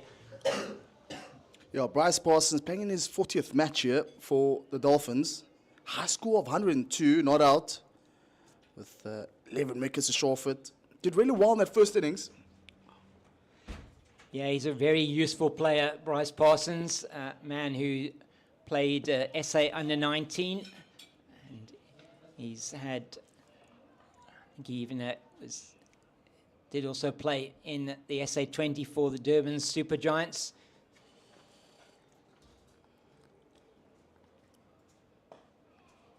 And Stearman on the money with that one, fifth ball of the innings, and yet to get off the mark from a runs point of view.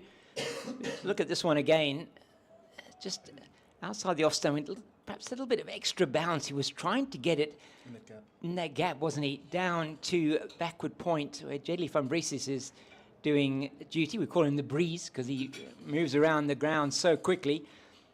It wasn't able to keep it down. A good sharp catch from Ngujima at forward of point on the offside.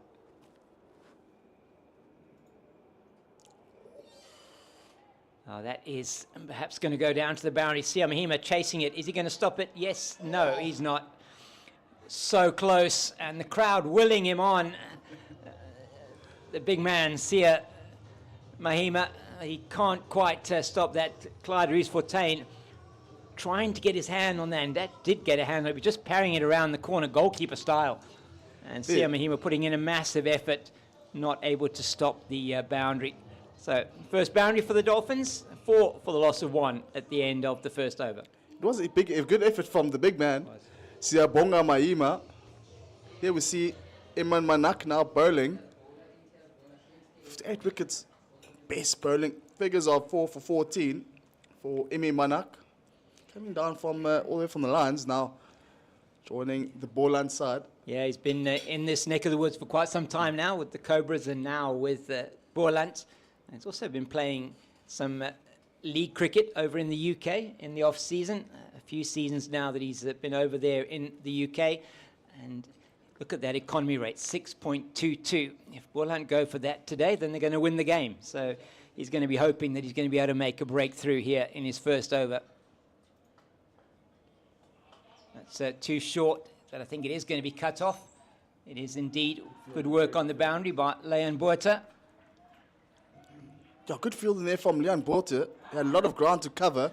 And just keep it down for 2 runs there. We see the applause from his teammates. Yeah, just a little bit too short, the first delivery from Manak.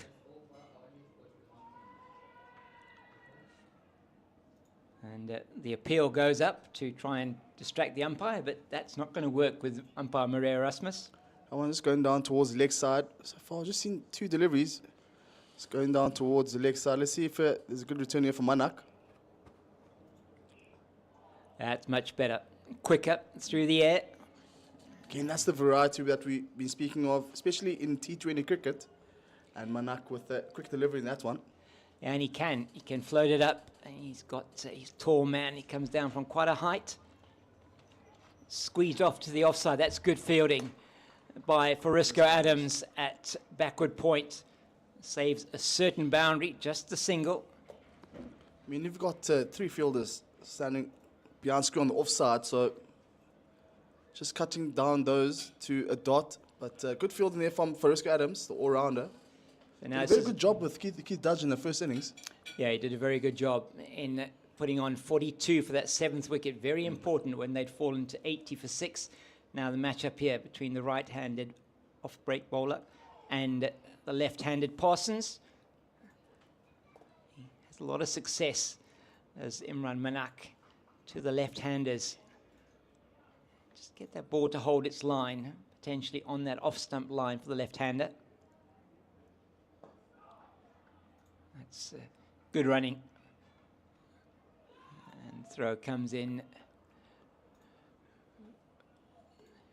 I've been really impressed with the fielding from both the innings, bar that drop catch by Bryce Parsons, but sure we were forgiven for that one, but I mean, we've seen some brilliant fielding, some good shots at the wickets, hitting the stumps. Yeah, been a couple of sharp singles in that Boland innings, no run-outs, but one or two very close calls taken to the fielders. And again, a couple of good stops in this over so far. And a good end to the over from Emi Manak. It is 9 for the loss of 1 after 2 overs. And it's see who it's going to be. I think it is going to be Glenn Stearman to continue. As we look at the standings, as we were saying to you, this is really a top-of-the-table clash. Goldrush Boland unbeaten after 4. Hollywoodbets Dolphins unbeaten after 3. Somebody has to come out of here tonight with the win, and whoever does win the game this evening will be top of the table at the end of the day. Dolphins with a very good net run rate of 2.07 there. And another important clash taking place in Potchefstroom this evening between the Dragons and the Titans. So way down the leg side. He'll be upset with that. Will Stearman. He's got to get his radar right. We've seen when that does happen, he can be a handful on this Boland wicket. Just touching on that log, both these teams unbeaten. Warriors sitting on second, but they do have played an extra game, played 5 games. So 1-0 has got to go between both these teams. Yeah, it does indeed. It's going to be interesting. This much better from Stearman. That's just held on to the ball there, not intending to throw that one in. It looks like Gavin Kaplan, the way he's trotting around there. It is indeed. And so they get through for the single. Stearman now to the right-handed John Smuts. He's been a thorn in the flesh of Boland a number of times in the past, most notably in that 50-over final here last year. A lot of these Boland players are hoping to forget that one. Yeah, they will. They want to see the back of him as quickly as possible here. And they're not going to yet. That's well played, but it sort of stops in the field, but it's not going to be cut off by Dudgeon as he runs over the drop-in wicket that's being prepared here for the World Cup, and that is the second boundary of the innings to John Smuts. And he hit this one really well. He didn't get all of it necessarily, just got enough of it though to go over the head of Keith Dudgeon, who's on the circle at mid-off, and that's immediately brought a change to the field. They've actually taken Fariska Adams and put him out at long on. They've got a man at deep backward square, so it tells me that he's going to be bowling this a whole lot straighter this time, Will Stearman.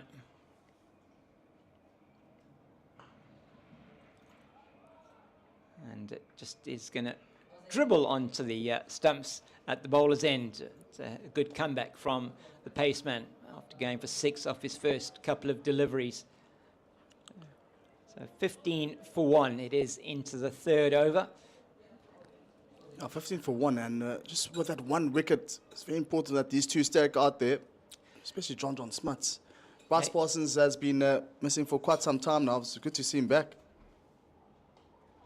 Oh, he picks that one up from in front of the middle stump, and that's good fielding by the Breeze out on the boundary at deep backward square. Jedley van Bries he is like lightning across the turf and prevents them coming back for the second. Just breezing past the turf there, as James alluded to, the Breeze. Jedley van Bries. He's really had a good season so far better season this season here with the men at Boland than he did last season at the Titans. Got a lot of game time.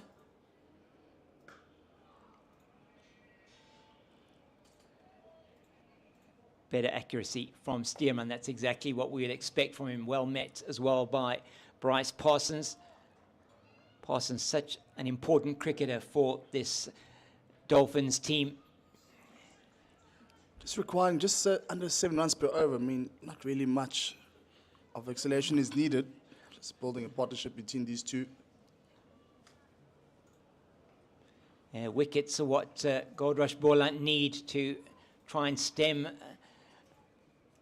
the march of the Dolphins to a potential victory here. It's another single off that last delivery, and the over's gone for 8. So it's 17 for the loss of 1 after 3 overs. as we see the doubleheader coming up this Sunday at World Sports Betting Newlands. Please make your way down there. Entrance there, you will be able to get in to the ground for the ladies' game in the morning, 9 o'clock start, that is, for the women, and 1:30 in the afternoon for the men. A really big game. It'll be live on the Cricket South Africa YouTube channel, and we are looking forward to fantastic cricket there. It is the ladies playing against the Dolphins women, and the men playing against the Dolphins men. So we're going to be there at Newlands, bringing you all the action on Sunday from early on Sunday morning, 9 o'clock, as Keith Dudgeon replaces Imi Manak at the southern end of the ground. I got him! Well, he tried to make room to play that one through the offside, and Dudgeon delivers a blow, and that is Parsons who has to make his way. And you have to say it was a very strange shot, decision-making from Bryce Parsons, trying to play that one, I think, past the man at short third, because he did have a man up in the ring, and he had everybody in the ring on the offside. So let's just look at this again. It just angles it in beautifully from around the stumps and takes the middle stump out of the ground. And that's a really awkward shot there from Bryce Parsons. I don't know what he was thinking. Gave himself a bit of room, and Keith Dudgeon not missing out on that one. Nice full-pitch delivery. Castled him. 2 wickets down now.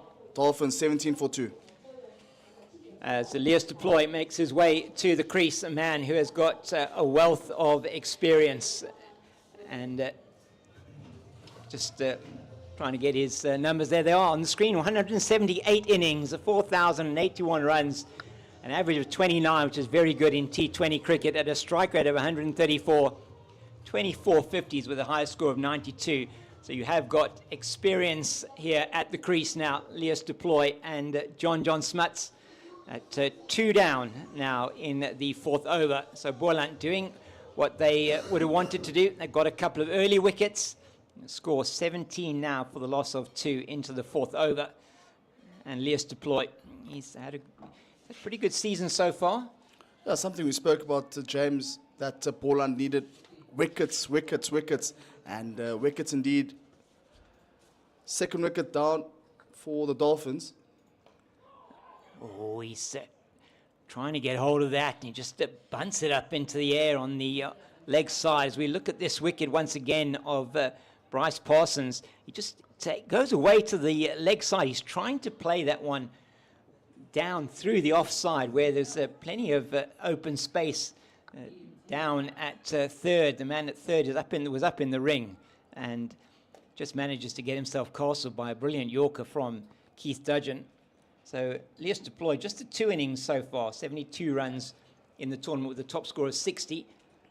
And they'll be looking to his experience here and John Smuts to get them to a decent total in this chase, as Boland start to put the screws on here a bit. Elias Deploy playing in his 193rd match here with a high score of 92, 4,081 runs for Elias Deploy. There you see his figures again. 30-year-old, healthy average of 29, just under 30. Look at the strike rate, 134 for Elias Deploy. Played a huge amount of cricket in the UK. He played in the 100 as well. And both the Welsh Fire and the Southern Brave. Brave played in the T20 for the Dubai Capitals as well. And here for the Joburg Super Kings. It's another excellent delivery from Dudgeon. Just inside half of the bat down to Van Briesies. Bowling's been good so far from Goldrush Boland. Just the 2 boundaries so far into the 4th over. 2 deliveries left. The captain, he has been watching quite a bit of this unfold from the other end. He's got the 1 boundary. I think what's going to be important now for Boland to get the wickets. If not, dot deliveries will help the cause. I mean, country, the required run rate sitting at 7.2. And that one he will have to bowl again. Understood what the intent was there, but execution not as good. It wasn't too high. It was just the width down the leg side. So trying for the surprise delivery there, I think. Not hitting the right mark there. It was short. Unfortunately, just the accuracy there from the bludgeon Dudgeon, Keith Dudgeon, as Eugene calls him. Yeah, he's recently become a father. It's straight down to Buerta on the boundary at a deep backward square. They just take the single, one ball left, one legal delivery left in the Dudgeon over, one that started very successfully for Goldrush Boland. Still a bit of a breeze out here. Yeah, it's coming across the ground from the southern or southeastern side. It's great to see some people out here on the banks. It's probably the biggest crowd of the season so far for the last home game in this T20 challenge. I was fortunate there, and Mahima throws it in, but they're through for the run. That's good running by John Smuts. Caught him through really early as it went straight to Sia Mahima. So 4 off the over. It's 21 for the loss of 2 after 4. And by means of comparison, it was 30 for 2 Goldrush Boland at the same stage. So quite a start for the men from Durban. Here we see Castle Corner. The crowd came in their numbers. Biggest crowd I've seen thus far. Came to a couple of the games here in Boland Park, and it's good to see the public have come out in their numbers. It's not the last game here. We should expect them to see them in the playoffs. I was going to say, in the round robin, I was going to qualify my statement there. Actually, you're right, Nathan. Thank you very much. So we're hoping, the crowd here at Boland, that they're going to see them in the playoffs. Stearman to deploy. Oh, that is a glorious shot. It's going to land on the drop-in pitch in front of us here, and Leas Deploy gets the first maximum of the Dolphins innings. Picked that up beautifully, was in the slot outside the off stump, and he's just played it with, in fact, outside the leg stump, just picked it up. A lovely pick-up shot there over the boundary for 6. Look at that, brilliant stuff. Stand and deliver, Leas Deploy. No footwork whatsoever, just the power of the man of Leas Deploy for the first maximum of the second innings. Well, he picked the line and he picked the length really early. It was moving away to the leg side, and just really a swing through the line. Beautifully played, and that's brought a change to the field immediately.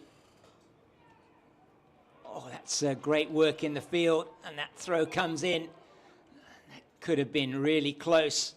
Not sure if that was a catch. Aviwa Umjima diving off to his left-hand side. We'll have a look at that again. We can't see. May well have been a catch. Difficult to tell from the angle that we're looking at it, and could have been really close had that ball hit the stumps. As Stearman's just taking off his white arm guard on his right arm. So a 6 and a single into John Smuts. Oh my goodness, the only thing that could have saved him there was the fact that he must have got an inside edge onto that. That was, if that had gone through without it being edged, I think there would have been a massive appeal. Trying to maybe hit that too hard. They're trying to maximize now the last now 9 deliveries of the power play. Oh, there we see the run rate starting to creep up a bit here for the Dolphins. Yeah, it probably will be their best over. 8 runs was their best so far off Stearman's last over. It's beautifully played. That is just through for the single. Gijima with another stop there, just keeping it down to a single. So 9 runs thus far in this over. He's been really good in the field so far. Aviwa Ngajima, very good catch to see the back of Tapang Ditole. He stopped a couple from going through to the boundary. Smuts on strike.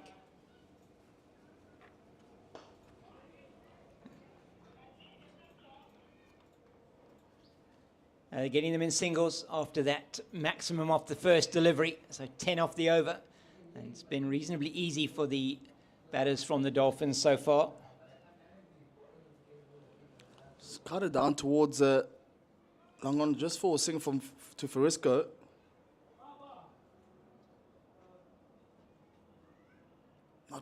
Not much action thus far in this game. In the air, but it is in the gap between Kaplan and Mgajima, down to the boundary for 4. Leos Deploy has taken 10 in boundaries of that over. It's a big over for the Dolphins. 14 off it. It's 35 for the loss of 2. And they're right on the money here. There we see that delivery again. Shimming down the wicket and straight in the gap there in the covers for Leos Deploy. Big over there for the Dolphins. There we see a scorecard. 35 for 2. Goldrush, Boland win the toss and decided to bat first, scoring 134 for 8. Pick up the batters there. Grant Wolfson, 32. Keith Dudgeon, 28. Good knock there in the back end of that innings for Keith Dudgeon. It's going to be Manak to finish off the power play. That should just be the one. They're turning. They're going to take 2. That's good running. Yeah, good running indeed by these two. Running the first one hard and able to go for the second. There's a lot of real estate out there on the leg side. So a man at deep mid-wicket, a man at long on are the 2 men that are allowed outside the ring. He's bowled him. He's bowled him. And there we go. There's the celebration. That's for his children as Imran Manak. And you could see what John Smuts was trying to do there. He had the men out on the leg side. He was trying to open up the offside for himself to play it through the offside where there's nobody on the boundary. And he pays the price. Makes that movement early to the leg side. And that one pegs back the off stump. And the leading wicket taker in the tournament so far strikes as we see the end of John Smuts, the captain. It's 37 for the loss of 3. Yeah, much quicker delivery there from Imi Manak. And unfortunately, John Smuts, the captain, has to depart. She'll be for 13. Then we see, looks like it's Ethan Bosch. Ethan Bosch, 44th innings here. Just only 27 years old, with a high score of 66. Strike rate of 118. A lot to do here for these two out there.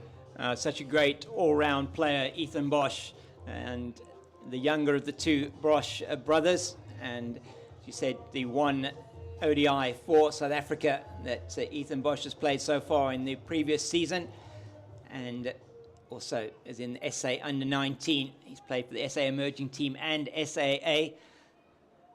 Such a versatile player, can hit the ball a long way as well.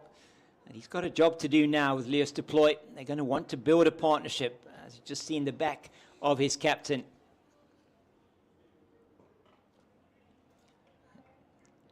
This time it will just be the 1.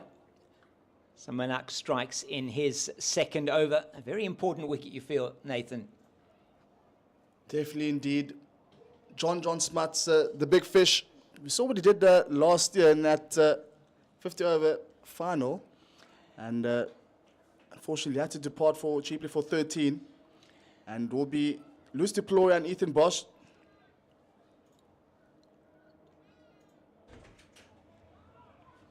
Oh, it's well stopped in the covers.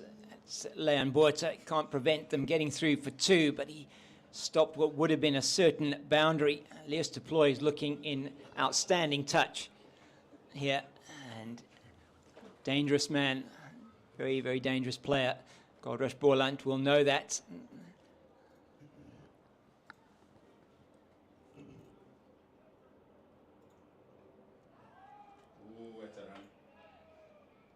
Don't take it this time. Previous time that Deploy sent it down to 3rd. They came through. Smuts caught him through. Bosch perhaps just a little bit on his heels that time.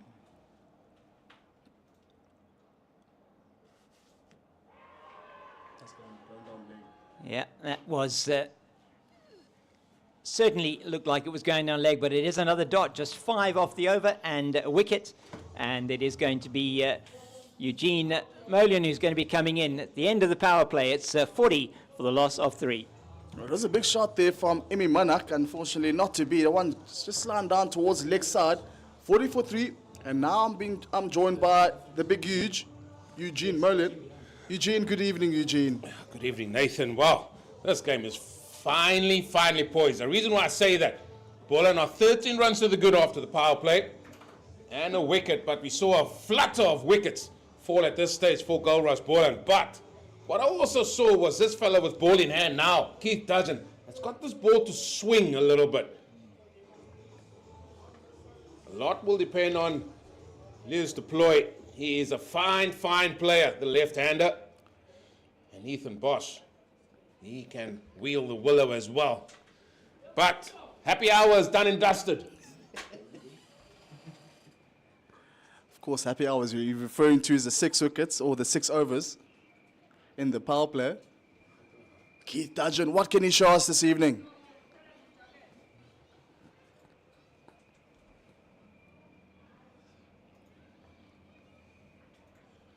Play down onto the onside. How's the running? Well, it's good enough. 2 to the score. 5 men in the ring. No, apologies, 4 men in the ring. Thought they're going to try and maybe squeeze maybe one more. And a change of personnel. Asia Mahima goes from fine leg to third man. And the tall, lanky Imran Manak goes to fine leg. I've got a long on, deep square leg and a fine leg, and there was CSA Mahima just trotting towards a third and a deep extra cover. So got the base cover on the leg side.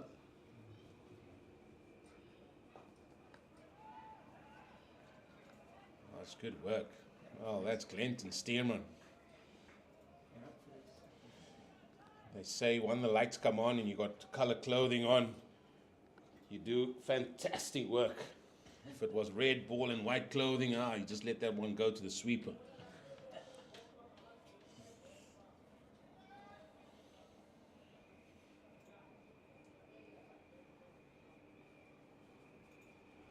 I don't think that will be one for the over. He's still got one in his armory. Good variety there from the Dudgeon, the bludgeon Dudgeon as you call him, Eugene. Yeah, I spoke to him earlier and he's come back very well from that knee injury that sort of curtailed his English season. But he's looking fit, he's looking strong, he's running in. He's a wholehearted cricketer as well. Subtle changes to the field. Man, a deep mid-wicket as well has gone out as finally comes into the ring. Anywhere but straight, I think. This is where he wants to go. Oh, leading edge and over point. Not the tallest man at point there. And back they come for 2. Hands on heads. Was that Farisco Adams? It was indeed. Just over Farisco Adams. Well, I think even if it was Imi Manak there, the man with the yellow hat, that was going over his head. And the reason why Imi Manak has got the yellow cap on, that's for the leading wicket taker in the competition.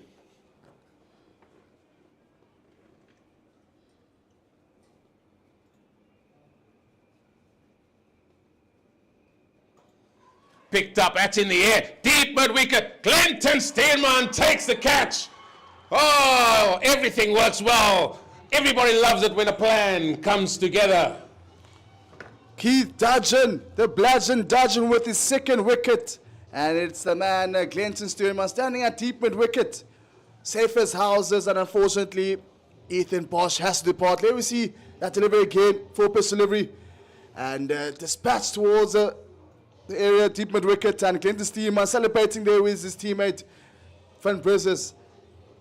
Ethan Bosch, what have you done? Well, not too sure. It was a foolish ball, probably around about 4th, 5th stump. Try to work that on the onside. And lo and behold, he perishes as Piri now comes to the middle. Average of 65. He's got a lot of work to do. A lot will depend on Lewis to play. You can see that ball, maybe a tad bit slow as well from Dudgeon. But the safe pair of hands from that fella, Clinton Stearman. Game on here, Nathan. Game on. Goldrush Boland, they just know and they find a way to defend totals. We've seen it all through this campaign. We saw it at the Wanderers. We saw it here. Are we in for another humdinger here at Boland Park? It's very difficult to winning for away teams here at Boland Park. We saw in the previous season as well. So all to do here for the Dolphins. Khomo Lemo Piri has a high score of 64 for the young lad. He's going to need all of it. Oh, look at that. 44 for 4. All the fours.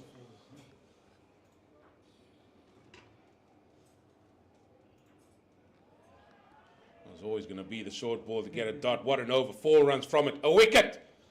7 gone. Yeah, good over there from Keith Dudgeon. 2 wickets, 8 runs. Good spell here from Keith Dudgeon. There we see the power play. A catch there from Kijima. Played on the back foot. And thick outside edge. Here's Mahima, the big lad. Unfortunately, not able to save that one.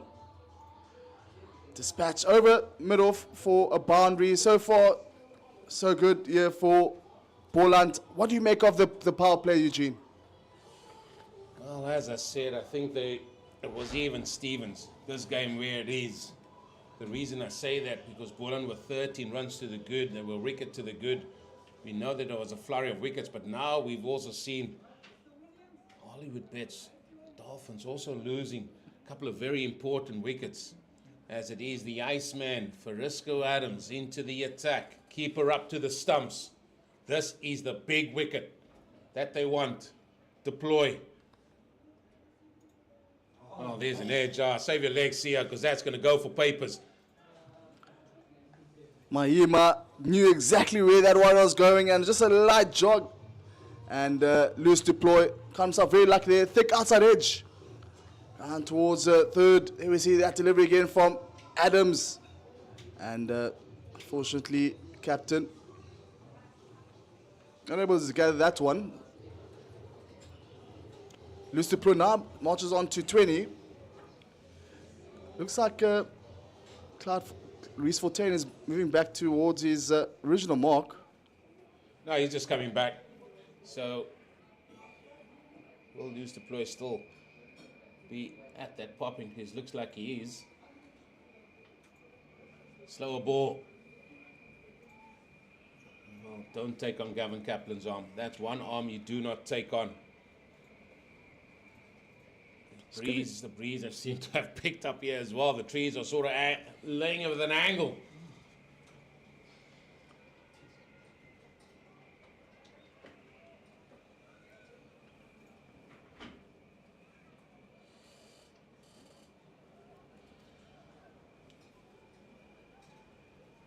What's going on here? They're just trying to get the field right. Looks like, who's that? Rulofsson running across. He's going to go to backward point. Third man's going to be in place. Sort of fairly standard field with mid-wicket in the ring. I'd want to see that ring field is a little bit tighter.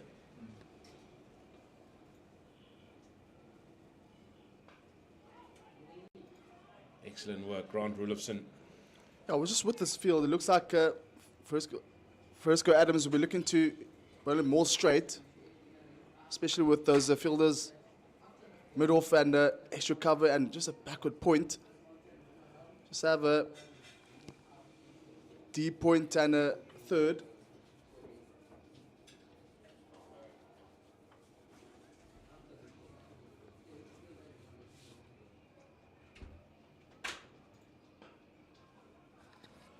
This is the same period where we saw Boland just not getting away. They were dotting it up. Piri, he's got to do a job here. He's got to get Loose deploy back on strike a little bit quicker. And there we see the red sky shining beautifully on those mountains. Glorious setting. Now another change in the field. Third man into the ring. Mid-wicket going on to the deep mid-wicket boundary.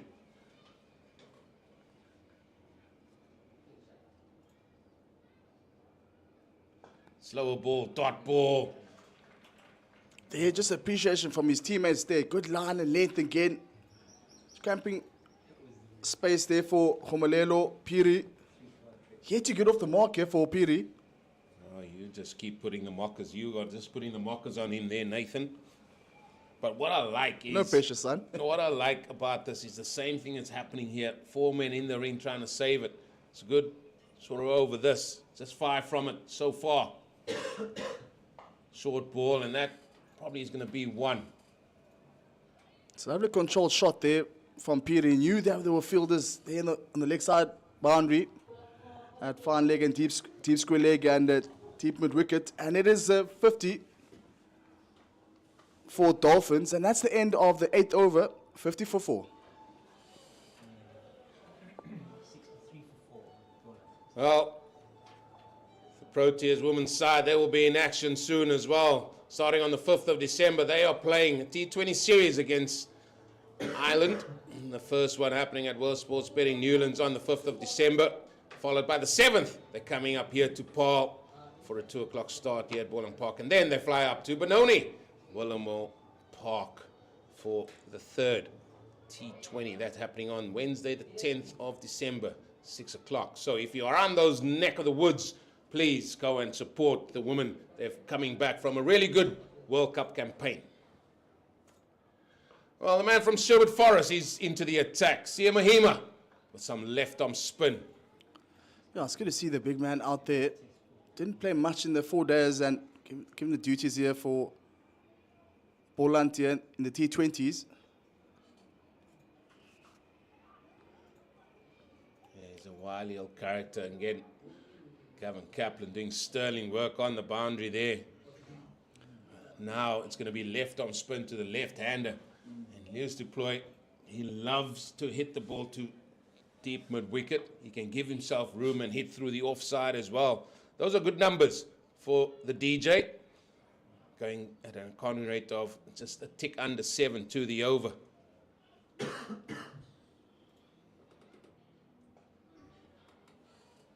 in the air, will just be 1. Again, the singles, I think it's going to be very important that to rotate the squad quite a bit here between these two. What they don't want is those dot deliveries.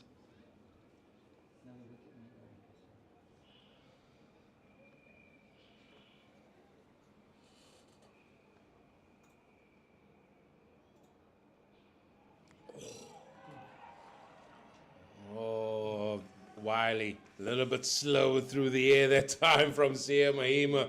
Oh, he's playing the tunes out there. He's got his hands on the turntables, playing a tune, the left-arm spinner.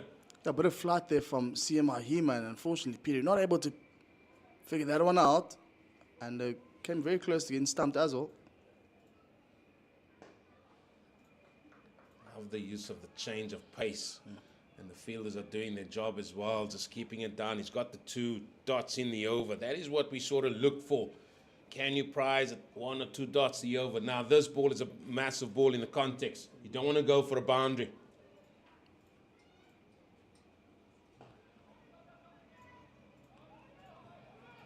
It'll just be 1. Deploy again, looking for 2, but a good start to the over. That was excellent over. Just a 4. 25 dots so far in this innings. 54 for 4 after 9. There we see the crowd. Lively crowd here in Paarl. There we see the kids, the future prospects. Out in the numbers here in Paarl, Boland Park, Goldrush Boland Park. Looks like it is that man, the Iceman, Farisco Adams, to continue.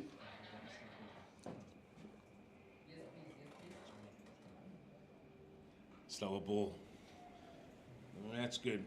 Because what Boland want to do here, they want to bowl more balls to Perry.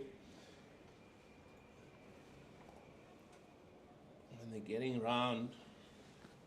Again, just getting his troops. Clyde Reeves for 10. You can see him just directing traffic like an old traffic cop on a Friday night, directing the roadblocks around town. Eugene, where do you come up with these short puns? Eh?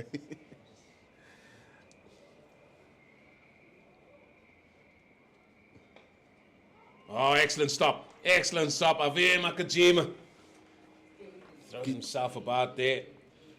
I have been really impressed with Mbijima, especially with the fielding. Not much with the batting, though, in the season. But so he's doing his part with the fielding. He has to leap for everything like a salmon coming out of water.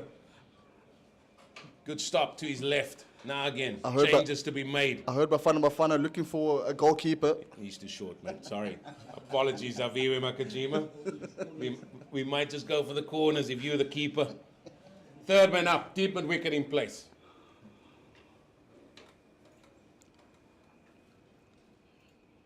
Still a ball, oh, hands on heads.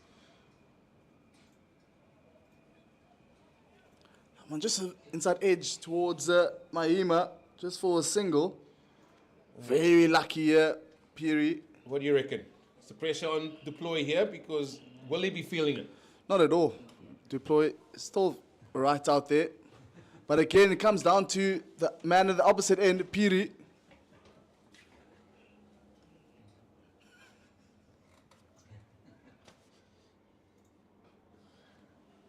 Well, powerfully played again, but straight to Gavin Kaplan.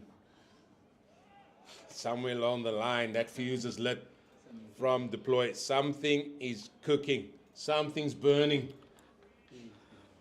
I know when you say that, Eugene, it normally comes, it's either wicket. Saw in that first innings, Eugene called a full pitch delivery, and it was a wicket, so anything can happen here. PD 4 off 11. That's pulled away. It will just be one bowling to his field here. Excellent so far from the Iceman, keeping his cool. Again, just dealing in singles here and dot deliveries here, Dolphins. Just over 7 runs will be required in the last 10. Still with 6 wickets in hand here for the Dolphins.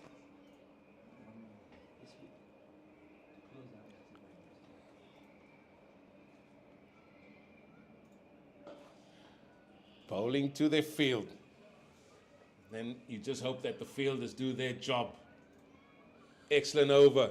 5 from that over. 59 for 4. 10 gone. Halfway stage.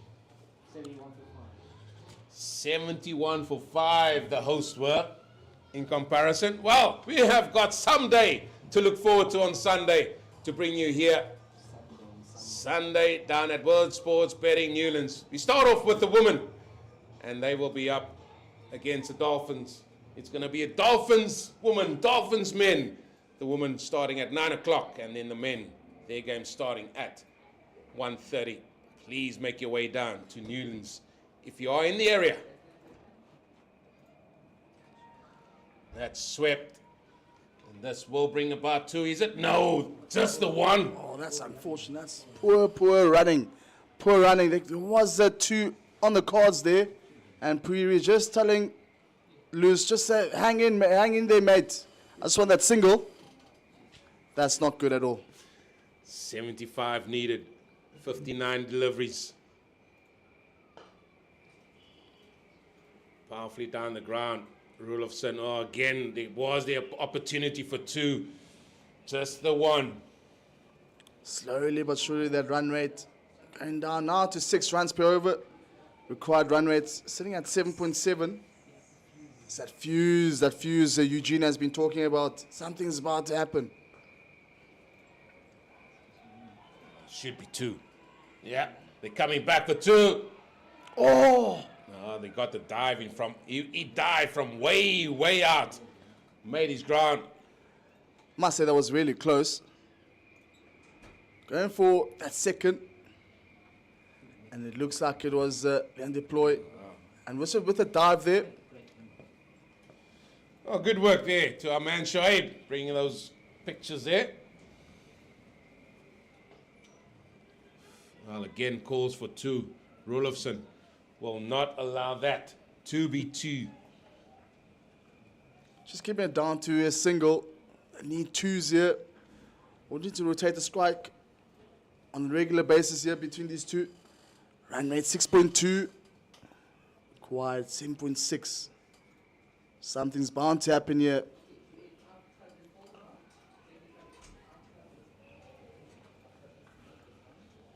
so far, calm heads. They know they can't afford to lose another wicket. Hollywoodbets Dolphins, especially if it is deploy. So he is playing a very, very cagey and wily game with bat in hand for his team here. Well, now I say that. He's playing it in the air. Can you Adam and Eve it? That is a massive wicket. Man that was in, man that was set. He departs for 30. We did call it Eugene, and it is that man, Grant Rulofson, with that catch, standing at long on. Off the bowling of Mahima, chimming down the wicket from loose deploy. And it is Grant Rulofson, safe as houses. Nice wicket, another wicket down now. It's not looking good here for Dolphins. 65 for 5. Yeah, I think he would be very disappointed with that. He was knocking the ball around. He just felt he needed to get a boundary going as well. And it is the DJ, Sia Mahima, bags his first wicket. I mean, just not getting all of it. And Rulofson takes a very, very good catch. And those men there know how big a wicket that is. That of loose deploy. Now we have the man on debut, Simo Pillay.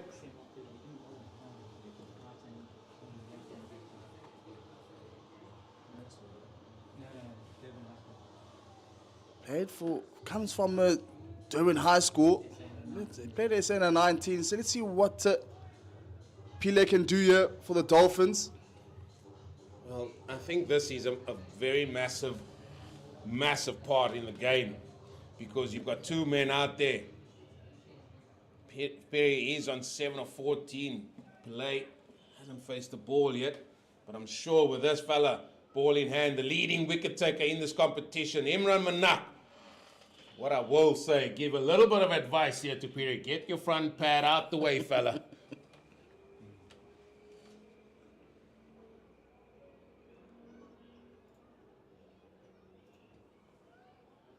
Well, how's the running? How is the running? Well, let's just say the running will just be the one. You know, it might come down to those chances that they missed. It might come down to single digits here. So many opportunities to go for those two runs, but just sticking with one run. Let's see what Pillay can do here. Oh, slip. Oh, he's moving in the slip. No pressure, young lad. It's on debut, of course.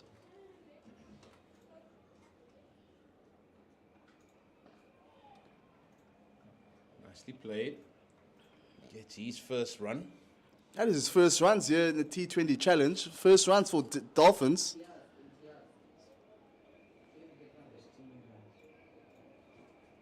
Rate is shifting speedily to 8 and over.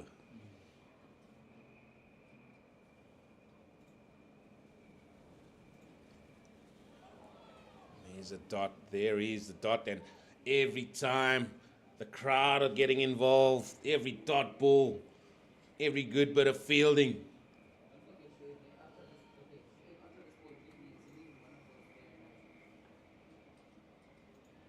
That's too wide. That is too wide. That's going to be a wide.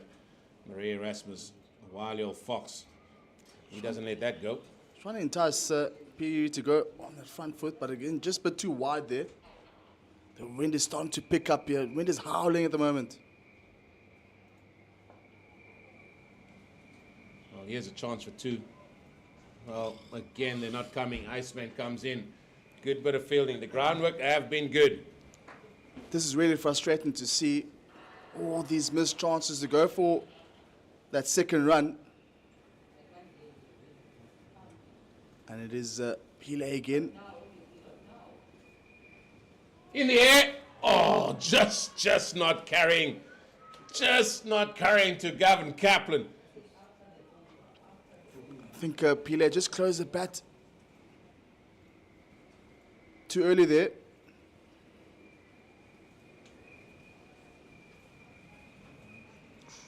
Well, this time is Leon Buerta coming from that cover boundary again, just one. And it's another good over for the host. They picked up a few dots in that. 70 for the loss of 5. They are the lights here. Just a reminder, if you are in the Boland area, a very exciting tournament comes to a conclusion here, where we have the Boland T20 in terms of youth cricket happening here as well.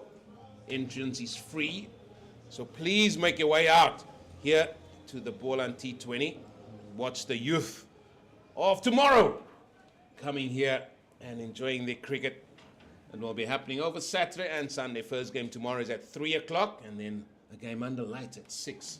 And then Sunday is a full program that starts at 8 o'clock. So if you are in the Paarl area, please come out and enjoy some really good cricket. I've certainly enjoyed the youngsters watching them, and it will be the finals weekend. The DJ is back. Sia Mahima for his third over.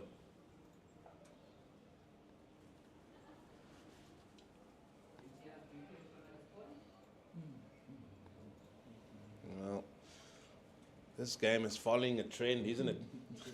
Now the run rate is slowly starting to creep up. Over 8 runs per over now. Down the ground, but yet again, and this time it's Fabricis finds himself in the key area, and he is quick as lightning, nicknamed the Breeze. Been really impressed by the Dolphin, beg your pardon, the Boland bowlers bowling to their field here.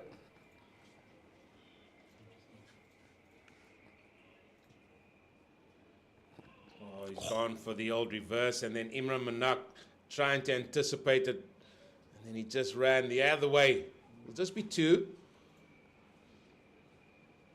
Luckily got a bit of bat onto that one, just going down towards Imi. Did ask for 2 runs, and 2 runs we get.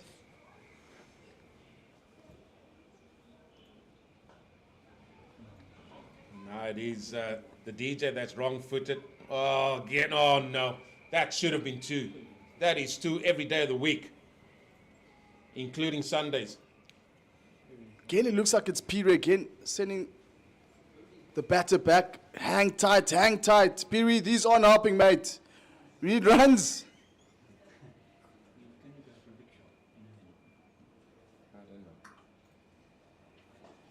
That's in the air, straight.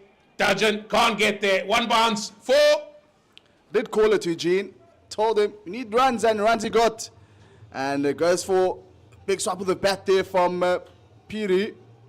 There we see a delivery again from Mahima. And unfortunately, I feel that they're not able to gather that one. Welcome boundary. It's been a minute. First boundary in 5 overs. Oh, just past the DJ's right or left arm. Just for 1. Yeah, it's a much better over for the Dolphins. 80 for the loss of 5. Expensive over there from Siabonga Mahima. 10 off it. And Boland to 84 for 6 at this point. So even Stevens this far.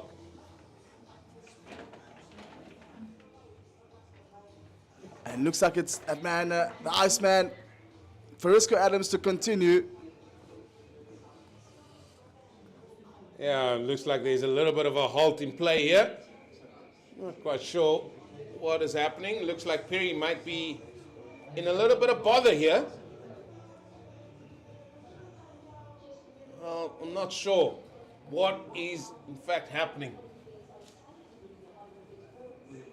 Looks like he's getting a little bit of water, or maybe he's just swapping a bat. Well, maybe that was the problem. He needs a bat to maybe hit some more boundaries. Those were the results so far for the Goldrush Boland. They 4 from 4. Good win over the Dragons here, winning that one by 9 runs. Good win at the Bull Ring. They're at DP against DP World Lions, winning that one by 8 runs. Then here, a very good performance against the neighbours, Western Province, winning that one by 65, and then beating Momentum Multiplied Titans by 7 wickets. In a very comfortable victory. The Dolphins, there's their wins against the Tuskers, the Dragons, and then the Warriors. They 3 from 3. 2 teams that are undefeated. One will remain undefeated. The Iceman is in. Perry, new bat in hand. And I've got a new partner in crime. James King, he's come back for another spell. Well, I'm not sure that I'm feeling like a fox out of water here at the moment, but I was just loving all the maritime references that are going on here with the, somebody was saying earlier on, it's looking like a fish out of water. It's, you were talking about salmon leaping as well, Eugene. It's been fantastic. Traffic ops. That's right. We've got pods and schools of dolphins. Gets away with that. We try and bring it all. Try and bring it all in. It's a lovely game, cricket. And this format, T20, it's quick, it's fast, it's energetic. Some of the running hasn't been energetic from the Dolphins, we have to say that. Need to swim a little bit quicker between the creases yet. Yeah, they're certainly not catching the waves to get those ones into twos. Yes, James. He bowls a good York. Oh, brilliantly fielded. Could be a run out. Oh, my goodness. He was gone for all money. Gavin Kaplan, firstly with a dive, and then with a throw. It must have been all so close. Certainly didn't have time to let Clyde Rees-Fortuyn get to the stumps, but that had it hit, and Paarl would have been on his way back to the pavilion. They get through for the single with the overthrow. But, things are happening here, aren't they? Just maybe the lack of experience with the bat here. Yeah. In those vital stages, James. Well, new bat in hand. He's hit that to deep and wicket, but again will just be one. The fielding has been very good from the home side. Yeah, I think they probably left about 10 runs out there easily from the ones that they could have turned into twos. And that was when Deploy was batting with Perry and when we've had Paarl now batting with him. So that just puts them under more pressure.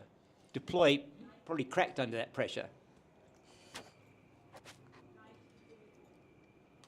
Oh, that's a slower ball. Oh, he has given him.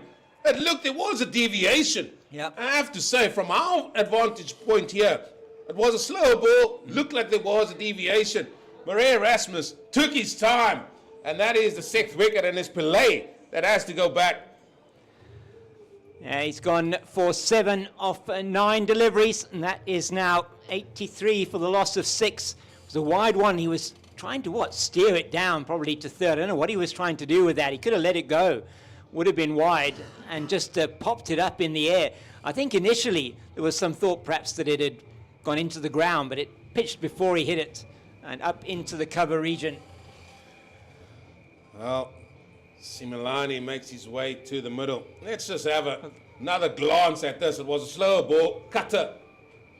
There is a deviation. So he thinks he didn't hit it, but the bat hit the ball, hit the ground, apologies. At the same time, it made contact with the ball. So as a batsman, sometimes you do not feel that, but there was definitely a distinct deviation. Yeah, there was. Yeah, apologies that going through to the wicketkeeper. So just seen a couple of dismissals in this innings. I mean, Aviva Mgajima chasing a wide one, that very wide.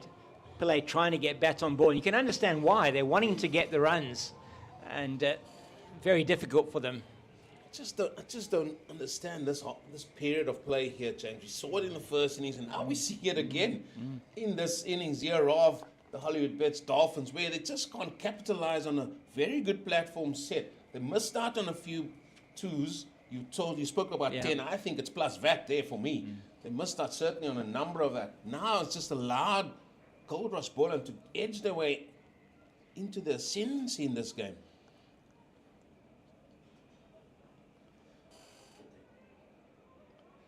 Just holding it.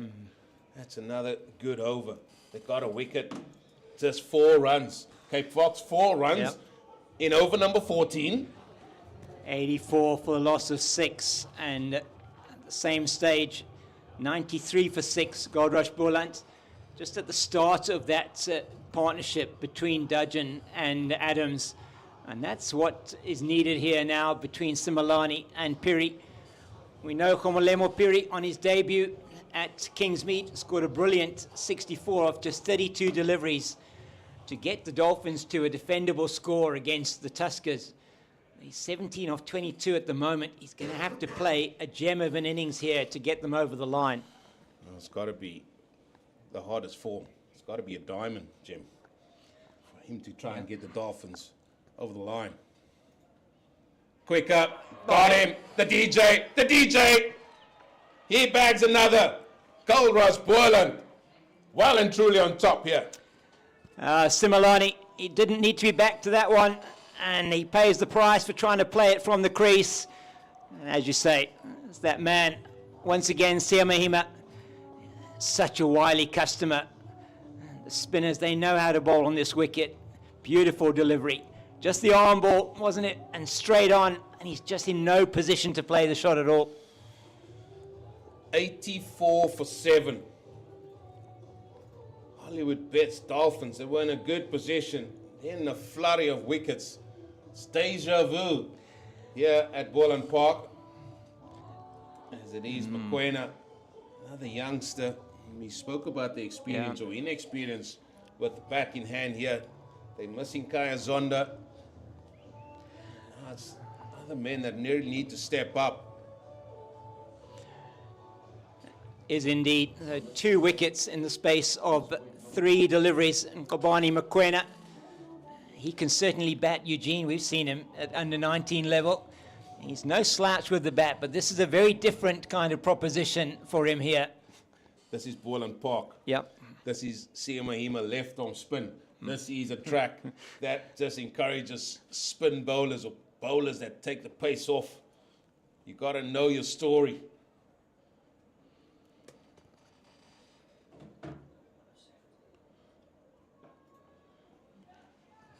Well, let me tell you, bonus point number is around 107. Right. Make it? Yes, it'll be... swing and a miss outside the off stump. So, yeah, it's... I sort of calculate with 134 divided by 1.25. We can get that... I'm sure you're right. Full toss. Well, this part of the game, they have been exceptional. Goldrush Boland, the ground fielding have been good. I think that's only Avia Makajima that might have missed one, from what I can recall. What's the numbers? Yeah. What's the figures? Yeah, spot on. 107.2 is that number. 134 divided by 1.25. So they get to 108. It may even be 107 that they won't concede the bonus point. It's in the air, and it's gone over the head of the man at long on, Keith Dudgeon. That's a good hit from Khomolemo Piri, sorry. He's done exceptionally well there. Change of bat. Yeah. Lovely swing of the bat. Brings about a maximum. Use of the feet, getting the out of the position he was in there was beautiful. And then just lovely getting the hands through that. No chance for Dudgeon on the boundary.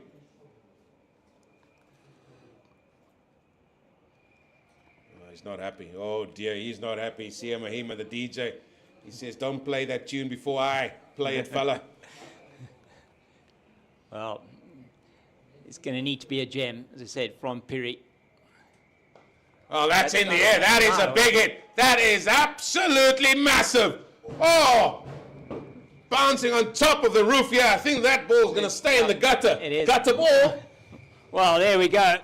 2 maximums to finish the over. Wow, what a shot. And there he just full swing of the blade. And that new bat has done him absolute wonders. I was really looking forward to seeing this youngster bat, and he hasn't disappointed with those 2 shots. Takes Sia Mahima apart completely with the last 2 deliveries of his spell. And my goodness, that has made it very interesting. 38 to win now off 5 overs. 30 balls. Yeah. 30 balls. 3 wickets in hand. As Mr. Steenkamp, Abdullah Steenkamp, the third umpire, he comes out with an array of balls to try and pick one. I mean, that certainly has changed things here, the complexion of the game. Now then, Cape Fox. I still think we're in for a little bit of a humdinger here. Yeah, we may well be. And so 104 for 6. It was Goldrush Boland, plays 97 for 7. So, well, where are we going here? Well, there's still men that got overs in. We know Glenton Stearman's got overs left. This fella, Imran Manak, he's still got overs. Keith Dudgeon, he's still got overs. now the last Manak over. Piri, he's shown his hand now. Very good, those last 2 deliveries, potentially changing just the complexion of what's happening now. Boland would put the squeeze on.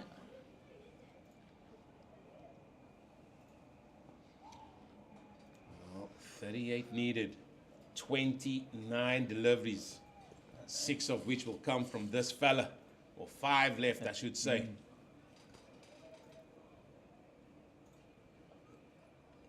Work square, can they get 2? Avir Makajima trying to get there. That's brilliant running.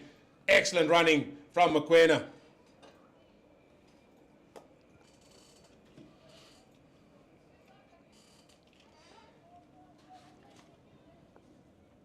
So we got a 20-year-old and a 19-year-old at the crease. Young legs, young legs. Young legs, no fear. There's a dot. There is a dot. Score is on red balloons. 99 for 7. I think everybody that's sitting here in the high seats here, just sitting on the edge of their seats, beating the outside edge. 36 of 27. Oh, the big fella. The big fella. The salmon's out again. Oh, look at the smile. Well, I mean, if he does get a wicket, he's going to bring out the baby shark celebration. So there we go. Sharks, dolphins, they're all in the water. Salmons.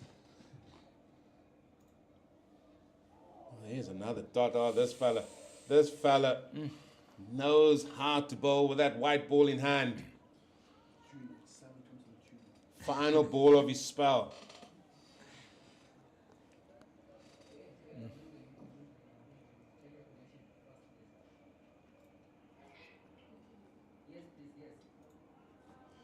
Well, just the 2 runs from that over. Excellent over it was. 4 remains. Oh, 36 to win of 4 overs, 9 and over. Oh, my maths, I was just about to say 9s. Yeah. And then you just beat me to it like a wily old fox. Well, there's one thing that you have to learn to do, and when you cricket, it's mental arithmetic, isn't it? No, there's one thing I was doing when you on comms with me, just beat you to the punch. Those are the wickets that fell. Those are the wickets from the Dolphins. And it just came too many in clutters. But Pire, he has certainly given them a chance. And now he's going to have to deal with Keith Dudgeon. So Dudgeon, 2 overs left for him. 2 for 8 so far. That has taken him. I'm just trying to look at the wickets. Taken him to 9 as well. So equal now with Imran Manak, who's finished his spell.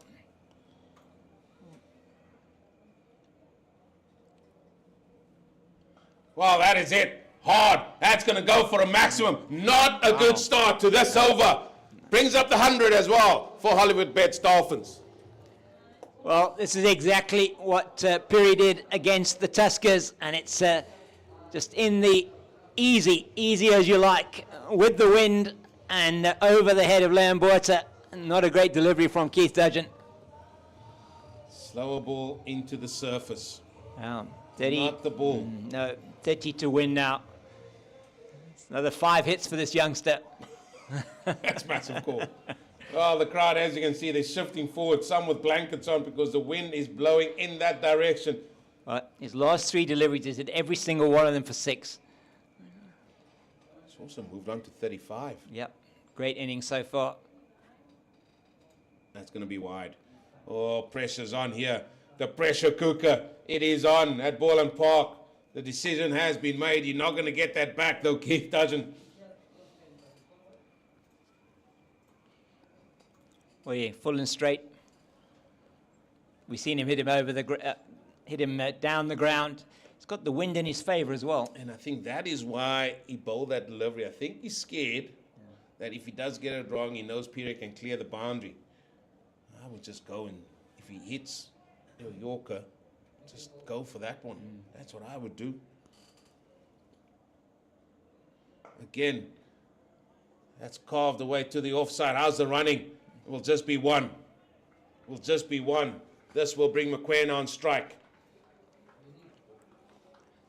So they've got 8 of the 9 that they need off this over. This is going down to the wire potentially. 28 to win. 22 deliveries left. Still game on here, folks. 3 wickets in hand. Slower ball. It'll just be one. Good work from McQueen. One more boundary in this over will make things very interesting. Plenty of advice given all round. Clinton Stearman now coming over to the bowler. Doesn't to give him a word of advice. Henry Davids was out with Homolemo Piri early on today, taking him through his paces out with the netting on the side here, hitting the ball really hard. The youngster's got a special something. Oh, is that another maximum? Yes. Is that another maximum? Yes, it is. Piri is playing an absolute blinder since the change of the bat.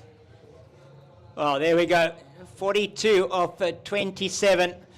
And he has hit off his last 5 deliveries.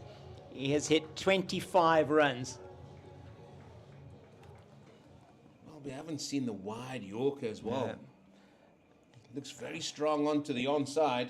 21 off 21. There's the wide ball. Oh, excellent work by Clinton Stearman.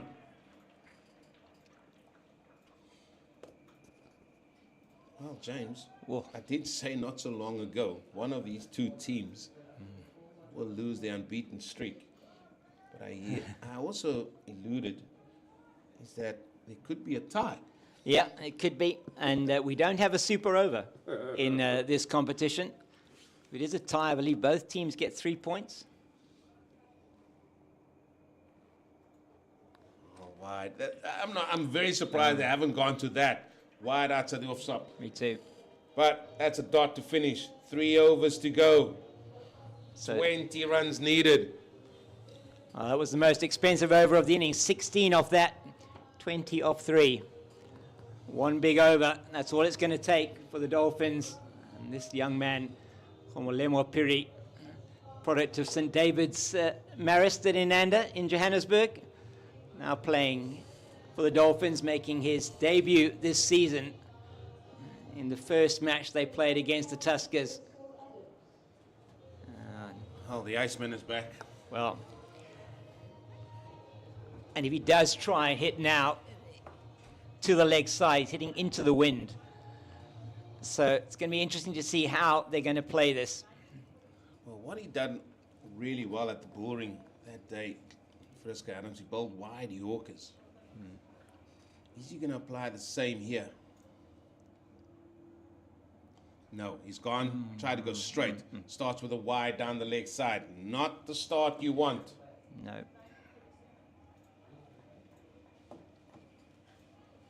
Well, these two are now put on 32, and they've pretty much all come off the bat of Homolemo Piri.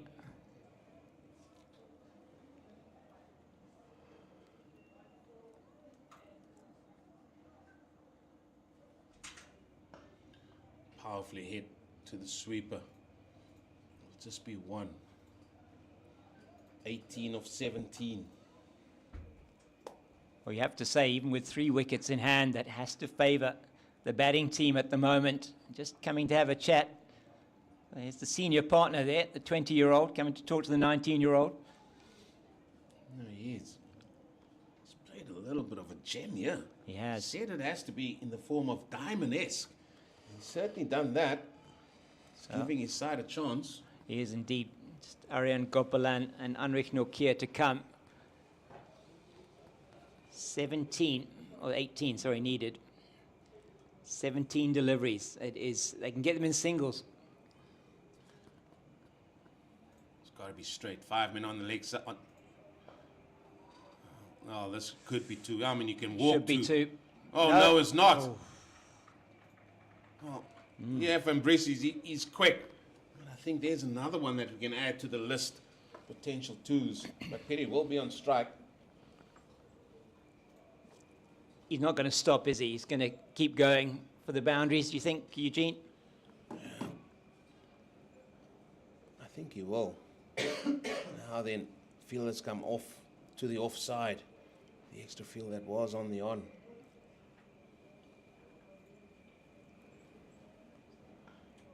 Back of a length. They'll come through just for the one. Is it? No, they won't. Ball coming to the keeper's end. Oh, it's given not out. He's given not out. Wow. Kitty with a dive. Yeah, massive dive. And it is given not out by Sipolele Gaza. The Boland fielders don't look happy. But, all 3 stumps were now flying out the ground. Destroyed the stumps, did Clyde Reeves-Fontaine. So 15 to win. We have to. McQuena did really well. He was the one that encouraged Spirit to come through for 2.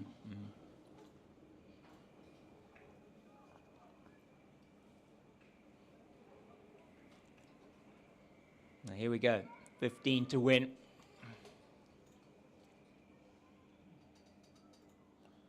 That's short ball. Oh, that's going to go to the boundary. That's a short ball. Oh, hands on head from Farisco Adams. 50. That brings up his 50, and what a 50 it's been from Perry. Most of his runs has come on the onside as well, and I think Goldrush Boland have missed a trick there. Yeah, his second 50 in just his 4th game, I think this is. And what an innings this has been from the young man. 64 of 32 in his debut, and now 50 of 31. Outstanding from Homolemo Piri. Well, now they can just get it in ones. Just 10 wanted now. 13 balls still remaining in the innings. Well, this should be a walk in the park, but as they say, cricket can be a funny old game. What a partnership this has been for the 8th wicket.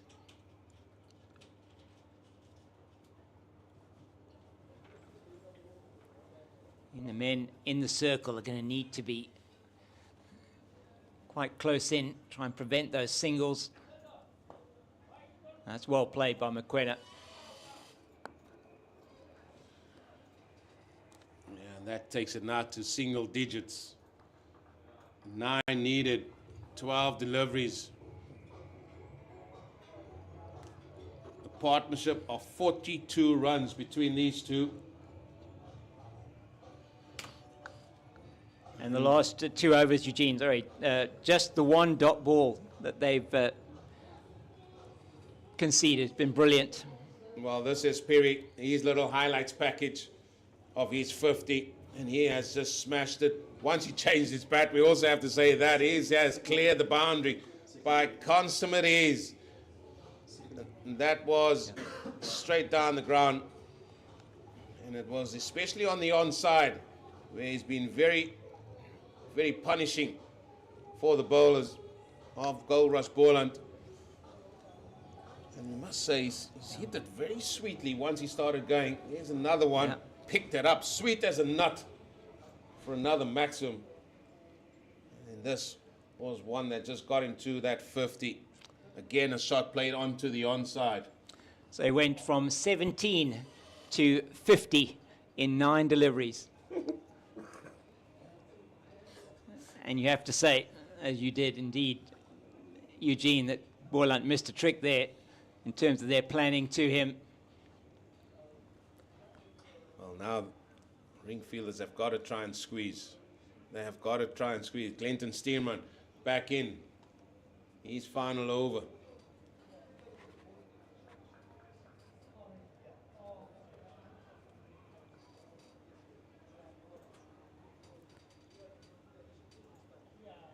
Bowled him!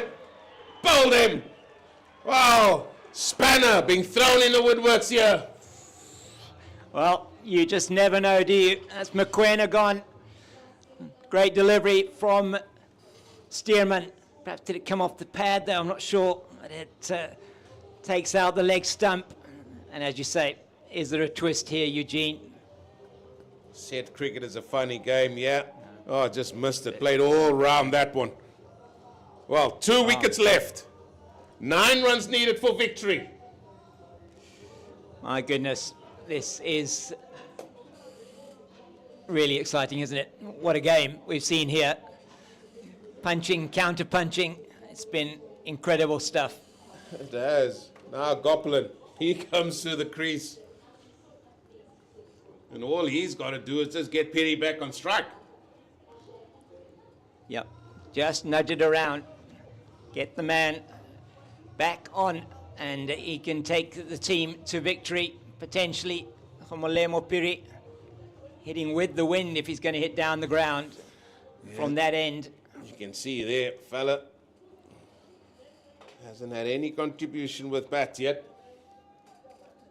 But he's got to try and nudge something. You can see Piri, he's in the get ready position at the non-striker. Stearman. Full ball. Oh, this could be 2. Van Briese's coming round. Oh, it will be 2. Oh. Will be 2. I think that was close as well. Yeah, I'm wondering whether he shouldn't have perhaps thrown it to the wicket keeper.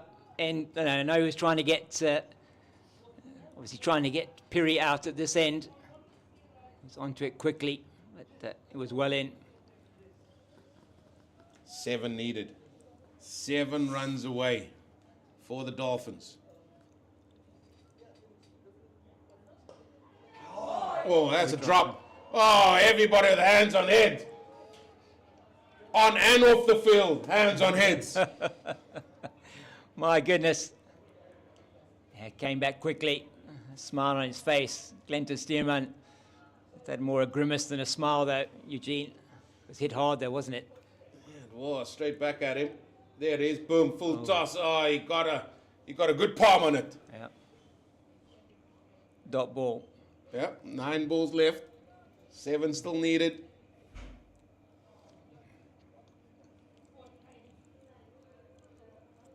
His hand is still ringing after that one.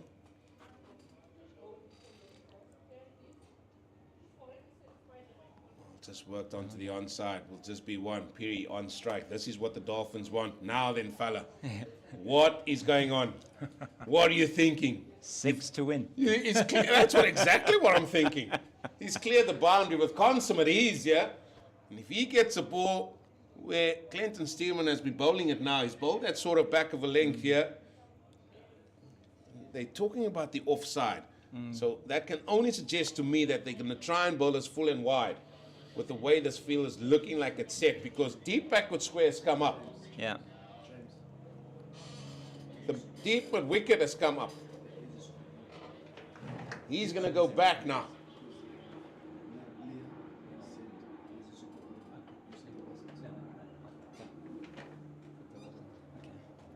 Point on the boundary. 3rd man in. It's got to be full and wide, isn't it, James? Yeah, it's got to be full and wide. Is it going to play it through 3rd man then? Full and wide it is. Full and wide it is. Dot ball. Crowd getting involved. 1 ball left in the Stearman over. 6 to win. He'll want to keep it at 6, won't he? They want a single or they want a 6. He's moved across. He's moved to off stump as Piri.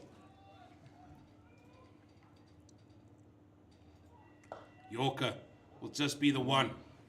Well, we're heading to the final over. 5 runs to win. What a game. Wow. 130 for the loss of 8, and have been informed so there is a super over if it is a tie. So yeah, we just it's coming through from our production team in Johannesburg. So you got to put in for overtime, James? yeah, we'll have to see what we can do that. Only messing. We love being here. Overtime. We love being here. Oh, if this game can go on for a bit more, I love it. Keith Dudgeon. He is the man entrusted. Yep. Cape Fox? Well, Cape Fox don't look convinced. I'm not sure about this one. 5 to win. Yeah. 4 to tie. Piri, the hero for the Dolphins, on strike. Copland, get your running spikes on, fella. Took Dudgeon for 16. Big appeal! Oh, it's a dot. Oh, apologies, it's 1. Leg by. Leg by. There's the old flamingo from umpire Marais Erasmus. 4 needed.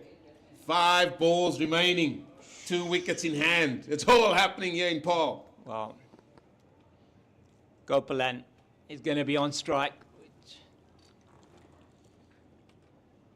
He had a full go, didn't he, Piri? Was on the leg side again. Was. If it had been straight, he might have got the decision. It did look like it was going down leg. Ooh, that's a tight call, that one. Very tight call, looking at it from there. My goodness, it is all happening there. Yeah, that could have been very interesting had that one been given.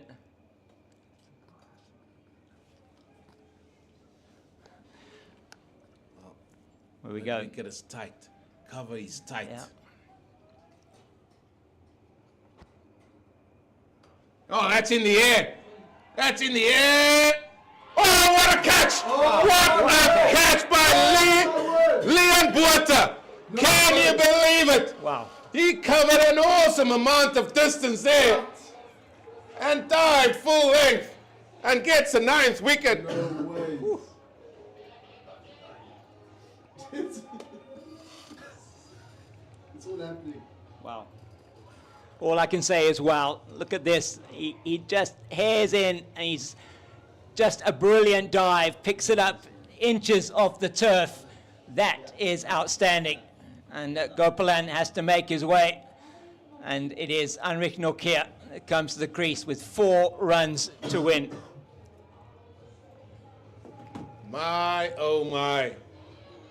Talk about a game going in peaks and cliffs, ups and downs.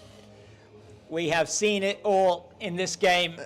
A game between the 2 top teams really in this tournament so far, and they have delivered a thriller here at Boland Park. Well, you talk about thriller in Manila. Wow. Well, that's thriller here in Paarl. Boland Park, it's happening. Well, that is also a dot ball, so there's 4 balls remaining. 4 runs needed for victory. 1 wicket in hand.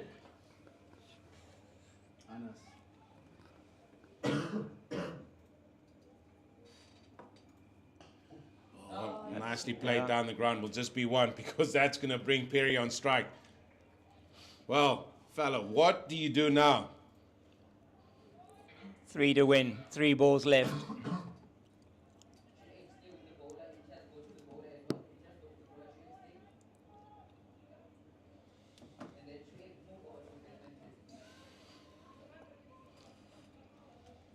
If fortune favors the brave, then Khomolemo Piri is going to get them over the line here.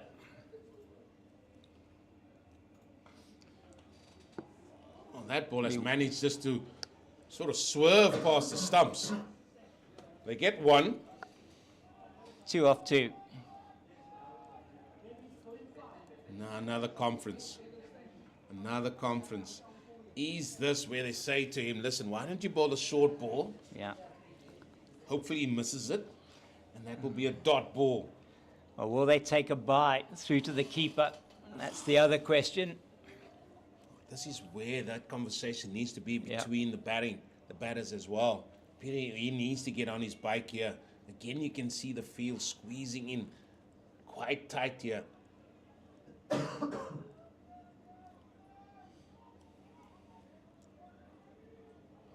cut the tension with a knife here. Driven!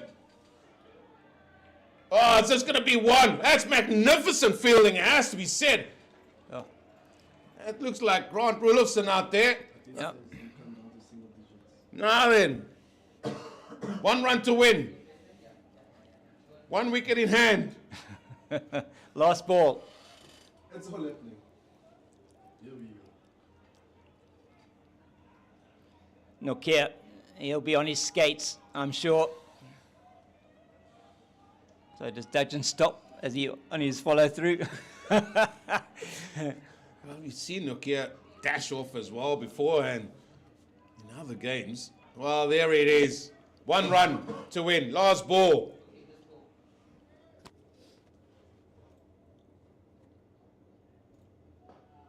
Oh, it's going to be tight.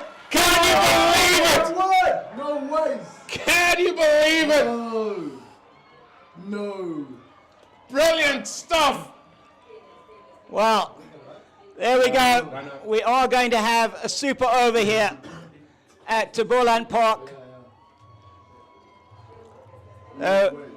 In terms of the playing conditions, it will be the first super over of the competition this season and the first time I can remember. There was one last season where Kwena Mapaka took the Lions to victory against Western Province, and there was one as well when Mpumalanga beat the Eastern Storm a couple of weeks ago. And thanks to our production team giving us this information. And the playing conditions say if the team's scores are equal after both innings have been completed, if applicable under DLS, that doesn't really apply, then a super over shall be played. If the super over is a tie, then unless exceptional circumstances arise, subsequent super overs shall be played until there is a winner. Should it not be possible to play or to complete the super overs needed to determine a winner, the match shall be tied. So we are in for a huge amount of excitement here. Well, a game that has had everything. We saw some brilliant cricket. Shots played to all parts of the ground. We saw some not so brilliant cricket. Wickets falling at a canter. And then we saw Pity playing an exceptional innings to get his team to the position where they needed 1 run off the final delivery. And Keith Dudgeon bowled a very good delivery, full and straight. And one getting run out, which is forcing us to go to this super over moment. And the umpires are out there again. So let's just have a little bit of a break. We'll come back to you at the resumption of the super over, where it will be the Dolphins to continue batting, because the team that bats last, they will be the first one to bat. 6 balls will be bowled. You can lose up to 2 wickets. So we'll join the action in a minute or two yet again.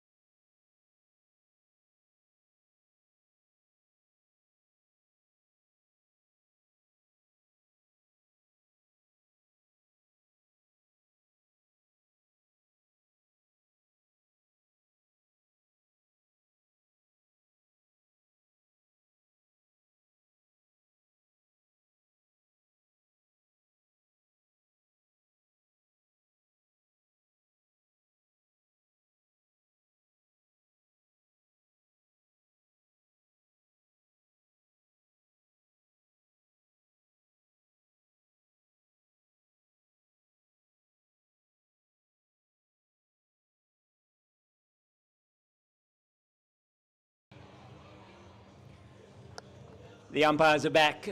The Goldrush Boland players are back, and we're waiting for the batters from the Dolphins to come out onto the field. I think it is going to be Leus Deploy coming out, and it would not surprise me if it is Homolemo Piri. He has earned the right to be back on this field in the super over. And what a brilliant final over from Keith Dudgeon, defended 4. And that catch from Leon Botha, you have to say, turning the tide there, and just a brilliant last delivery, able to get the run out. It has been quite a game.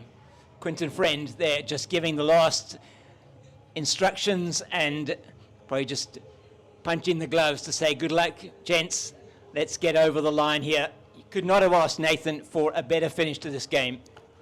Man, oh man, that's all I could say. Sitting behind you guys while you guys were commentating that last couple of overs, come down to those small margins, and now we see ourselves with the super over between the Goldrush Boland and Hollywoodbets Dolphins. Of course, Boland to win the toss, deciding to bat first. Yep.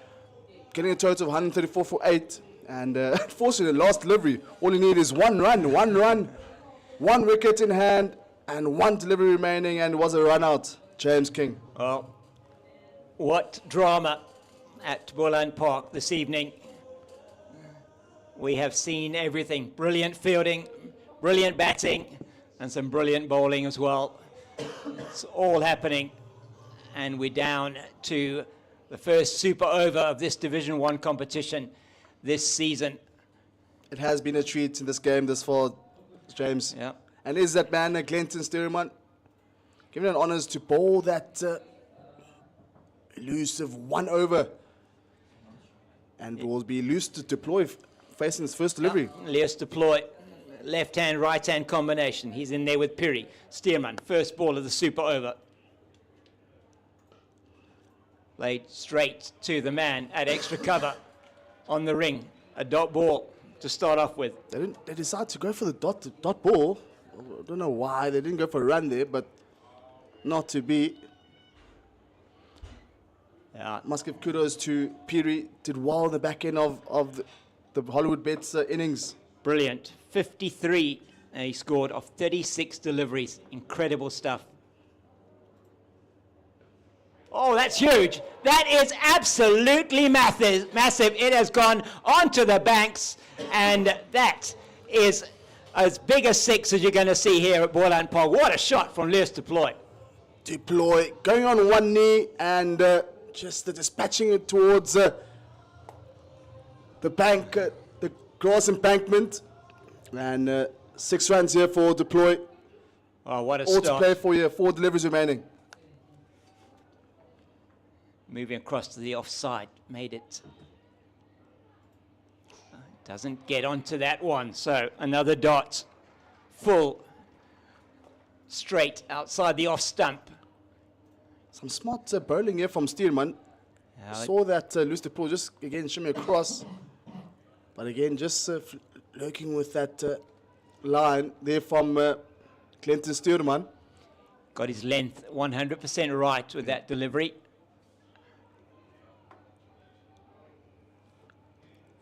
And just waiting. The bails have blown off. Just again the wind that's starting to pick up later on in this innings. Wind very strong. It's favouring the batter playing that shot over to the leg side.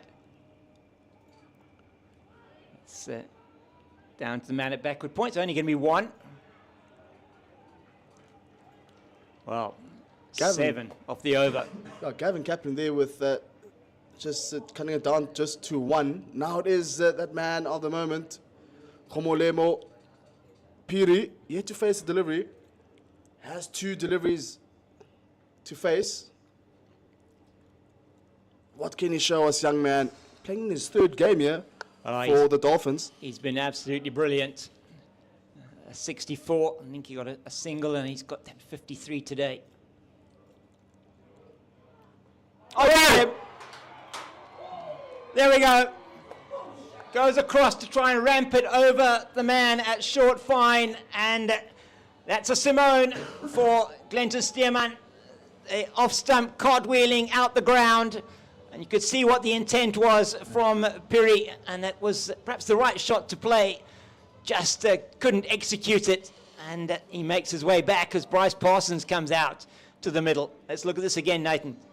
That's very unfortunate there from Peary, just shimming across the wicket, and Castle off stump out the ground, and 1 wicket down now. Peary just facing a 1 delivery and out for a duck, and that brings now Bryce Parsons out on the park.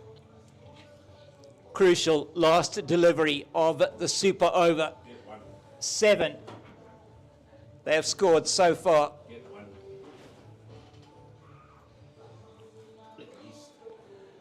Need to make sure they get something off this delivery. And really had 2 dot deliveries. So all to play for you. Plenty Stearman. It's in the air and it's going to be out. Caught by Sia Mahima at short fine as the ramp shot is tried to be played by Bryce Parsons. And so 2 wickets off the last 2 balls of the super over, and Boland will be chasing 8 to win this game in the super over. And you have to say, after the second ball was hit beautifully by Leas de Ploy for 6, Goldrush Boland coming back brilliantly in the over. Yeah, Mahima, the man of the moment, had a bit of ground to cover and was able to gather that one. 2 wickets now. Boland all to play for now in this second innings of the super over. They just require 8 runs. There we see the disappointment there from Bryce Parsons. Yes. Beg your pardon, it's a loose deploy with a ton bat. So when we come back after the break, 8 runs will be required by the home side. 1 over has got to go. Well, it'll be interesting to see who they do decide to put in. I think it'll be the captain, but we'll be back with you for that super over in a couple of minutes' time. The umpire's staying out on the field. We're looking at them there, Sipolele Gaza and Maria Erasmus. We'll be back with you in a couple of minutes for the Boland chase in this super over.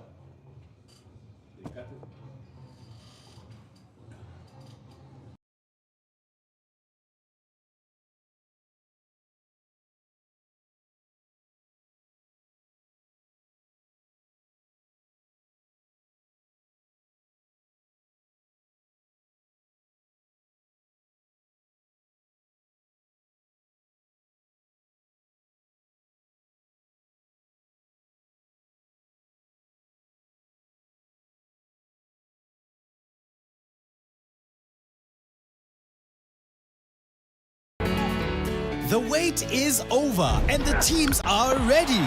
T20 Challenge is back. Sun is shining and I feel so good. Come show us your moves from anywhere in South Africa. 'Cause it's a good day for it, a good day for it. Meet the stars, feel the vibe, and experience the thrill. That's huge.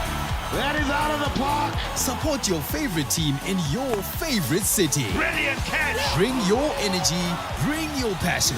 Hashtag bring on your moves. Golden. I play for the Hollywoodbets Dolphins. From the DP World Lions. Dolphins Warriors. Goldrush Boland. World Sports Betting, Western Province, and The Mutiram Tuskers. Northwest Dragons. The Momentum Multiplier Titans. Get your tickets for the T20 Challenge now and be there for the action. Hashtag bring on your moves. Woza nawe.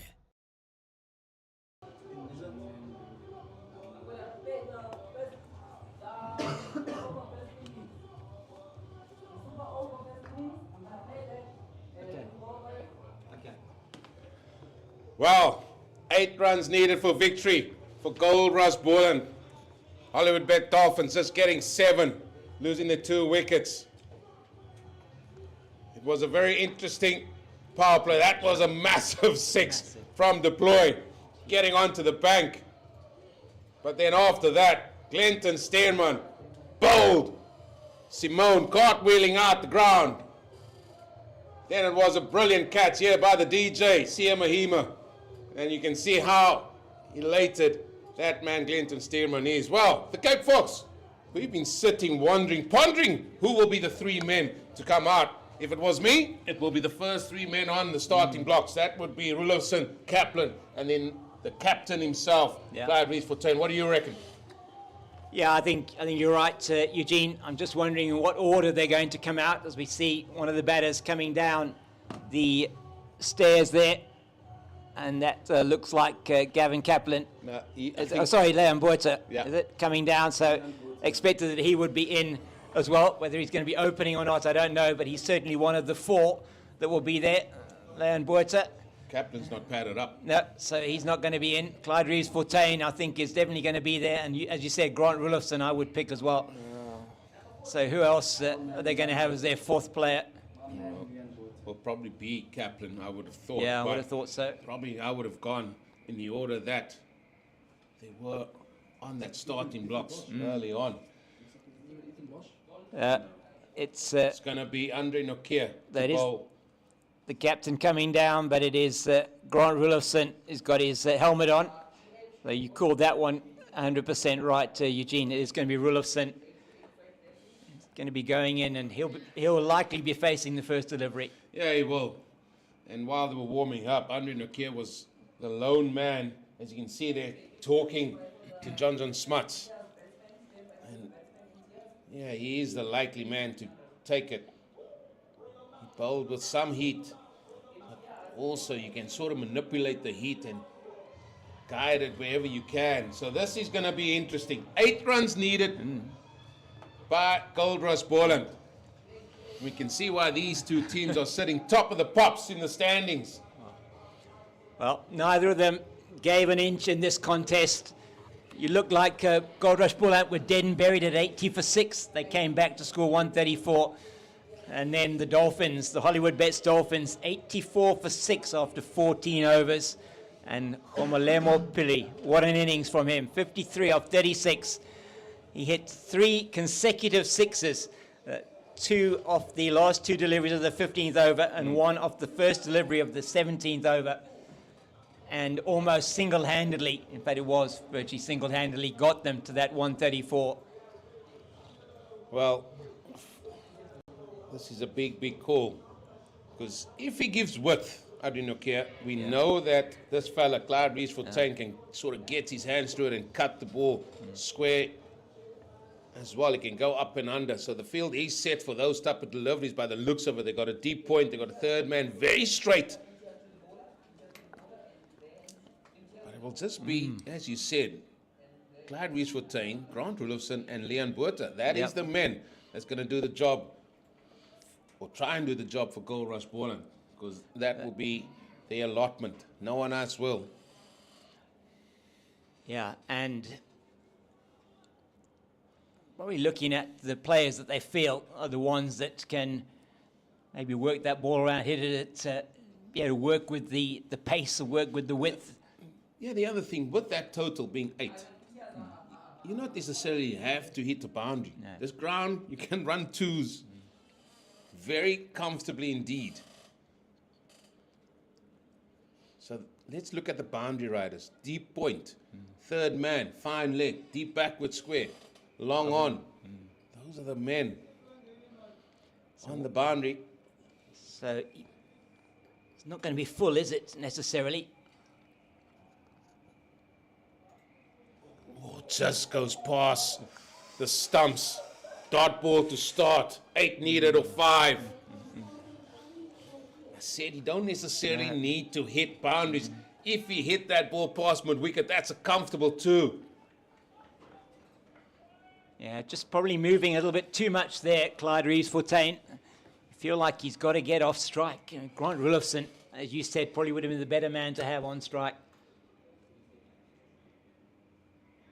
Well, that's in the air. This is going to take some catching.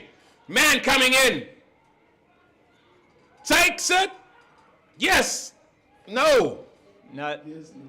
Well, he didn't, no, he didn't take it. No, it's Semal Pillay, the youngster, debutant, and they go through for 2. Well, this went up. An absolute mile into the dark sky here. He covered some great ground as well. And just puts it down. So, 6 needed. 4 balls remains. Another super over? We could have it. It could be. You never know. Are they going to come through for the bye? Yes, they are. Yes, they are. So 4 to tie, 5 to win, 3 balls left.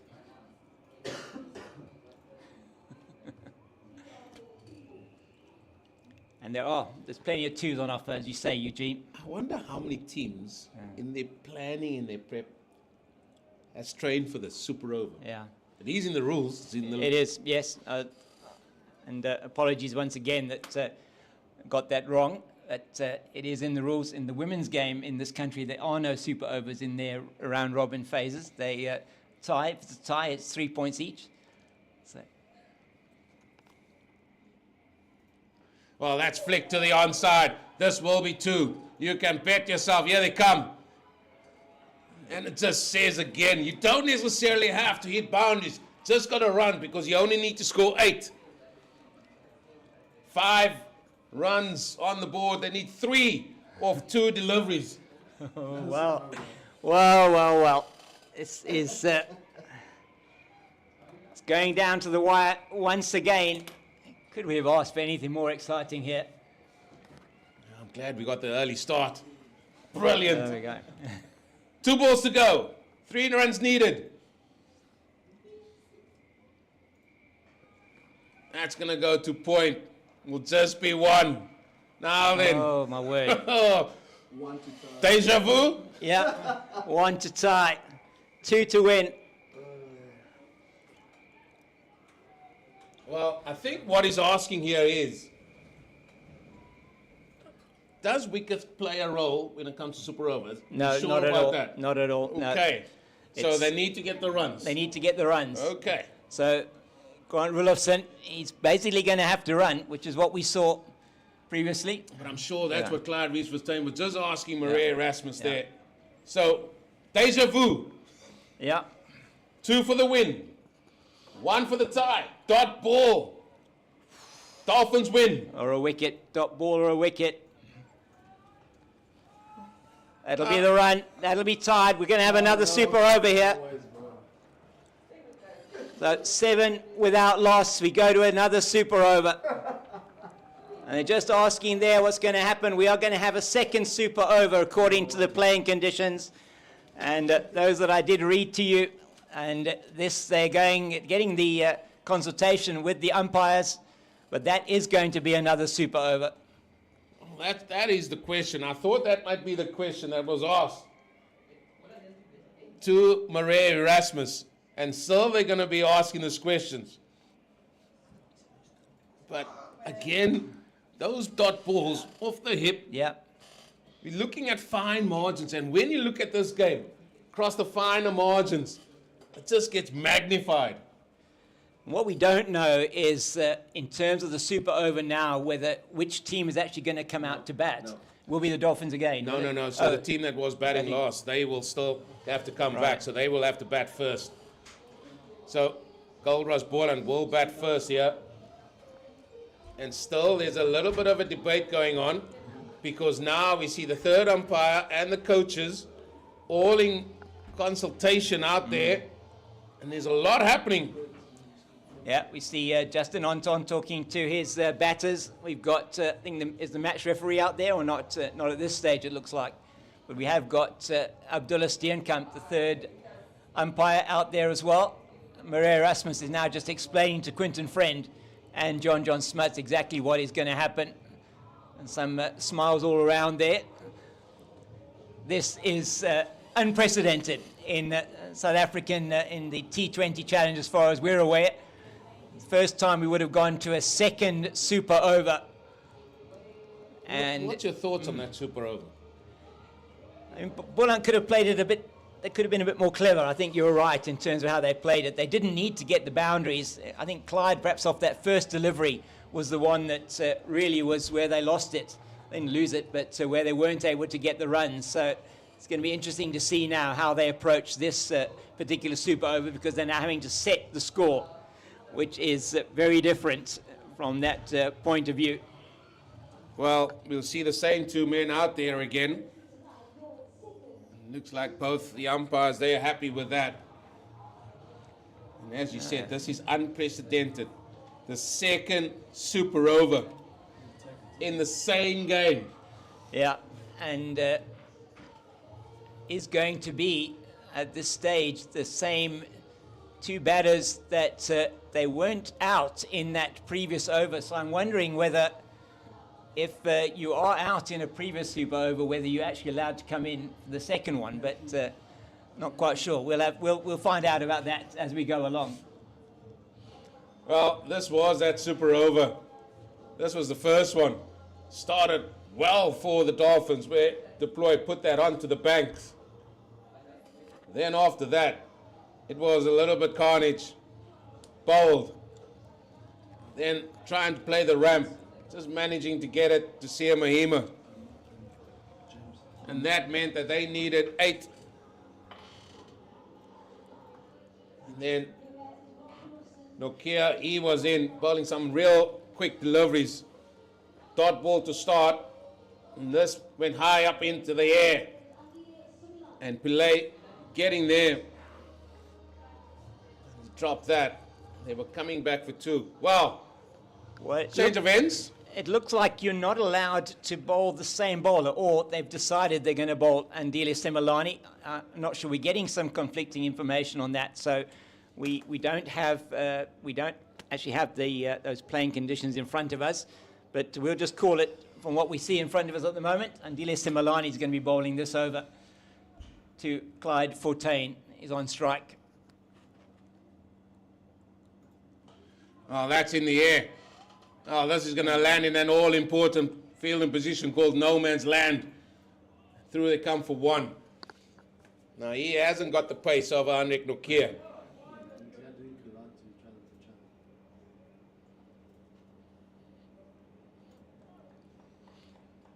So, Rulofsson on strike. The wind is coming across the ground over Rulofsson's right shoulder.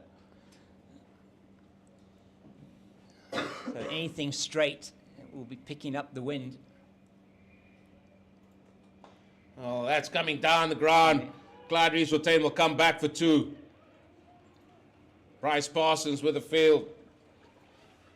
3 of 2 deliveries.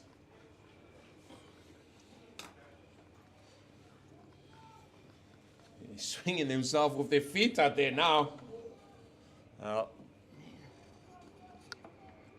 Just feel if they can get underneath it, if they're able to get underneath it and play it straight, that's where you're going to probably get your best benefit here. The wind is absolutely howling out here at the moment. That's well bowled. It'll just be the single. So off the first 3 deliveries, there were 4 runs. Good from Andile Semalani.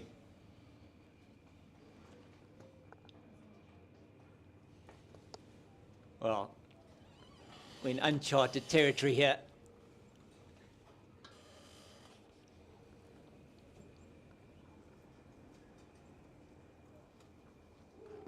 Oh, what a catch! It went down. It was on the full toss, went down onto the ground as far as we can see it, and that's gone through for a single. So it was a full toss outside the off stump. He played it over it, and it went down onto the ground and then through to the wicket keeper. Great stop, you must say. Oh, good eyes. Good eyes. The Cape Fox. He comes alive at night, folks. Yeah, it's my time to shine. Well, Rulofsson, they've got 2 deliveries left. They've only got 5 off the super over so far. Good bowling from Semalani. Now stands firm. It'll just be 1 to Smuts. This is a very good over. 1 ball still to come. Score moves to 6. Can they find a boundary? They need it, don't they? They need a boundary. It's been brilliant from Semalani.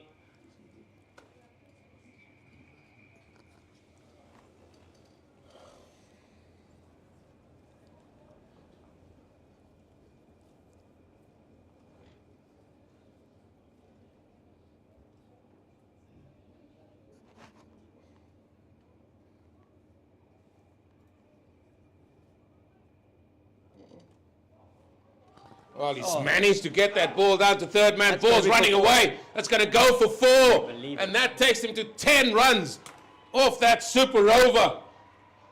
How important is that final delivery going to be?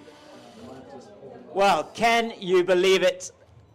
And going for the unconventional, and it pays off in the end, but it could so easily have gone wrong. And they're just getting some final information, I think, there. Just look at this again, and it just don't know how he managed to execute that, and which he did. So 10, they need 11 to win. Do the Dolphins? It's on here, isn't it, Eugene? No, it is. That was actually well bowled by Similani. Saw he went for the reverse lap, went further, sort of to that leg side, but somehow Clyde Rees-Fontaine managed to get something on it. Now then, who is going to bowl the over? It looks like it could be. Could it be Dudgeon again? Well, if it can't be Stearman, then one has to question who it is going to be. So it looks like it's going to be Dudgeon because, let me tell you, Glenton Stearman is not warming up one iota. What those two men want to warm up out there. Keith Dudgeon also just standing there at the moment, isn't he? Yeah, I think he's just having a chat first to Justin Ontong, the coach, and Glenton Stearman. They want to get the field right and thinking, right, this is what the field we want to be, and then they got to execute the ball to that field. I mean, this has just been, well, it's got to say, it's been a good spectacle for domestic cricket here. Yeah. Two teams sitting right on the top of the table, and you can understand why it has been. Nothing can separate them. Not even 40 overs could separate them. We tried 2 more overs. That couldn't separate them. We've gone for the third one. And it's, as far as we understand from the information we are getting here, is that if your batter has been dismissed in the first super over, you can't use him again. But if he wasn't dismissed, he can come in. So Lewis Deploy not dismissed in that super over, so he can come and bat again. And it then would be who else to come with him. But Parsons and Piri cannot come in to bat again. Well, they still got John Smuts. They still have got John, who would be the most logical player to put in there. So I reckon it could be Smuts and Ethan Bosch. Definitely, to go with Deploy. Yeah, Well, that would be the way I would see it. Definitely, they play super overs unless you can't play the super over, which is in terms of weather conditions or whatever. And then only then will the match be a tie. So I haven't seen a cloud in Paarl for days. And this wind is blowing whatever there might be in terms of any precipitation. It's being blown far away from here at the moment. But wow, we have had quite the excitement here this evening. No, it has been. In total set, first time out was 135, and Dolphins equaling that with their whole allotment of 10 wickets. Those two men, they are enjoying the moment out there. Look at them, they're smiling away. Well, Maria Rasmus loves this, doesn't he? It's his, right up his alley, isn't it, this one? This sort of thing. It's just incredible. Well, James, who would have thought a game that was moved forward from 6 to 5 o'clock? Yeah. Who would have thought that we probably will finish at the same time if we had started at 6 o'clock? I would not have guessed that, not at all. Certainly didn't expect the scores to be tied. If you think that the Dolphins, having been in so much trouble, and then the recovery that they had, they were 126 for 7 at the end of 18. They needed 9 to win, and those last 2 overs that went for the just 4 runs, both of those last 2 overs, and it is going to be Lewis Deploy, Ethan Bosch. Oh, we got 2 right. We did, yes. Got 2 right. I would think if they do lose a wicket, John Smuts. Keith Dudgeon, and he has to bowl from a different end. So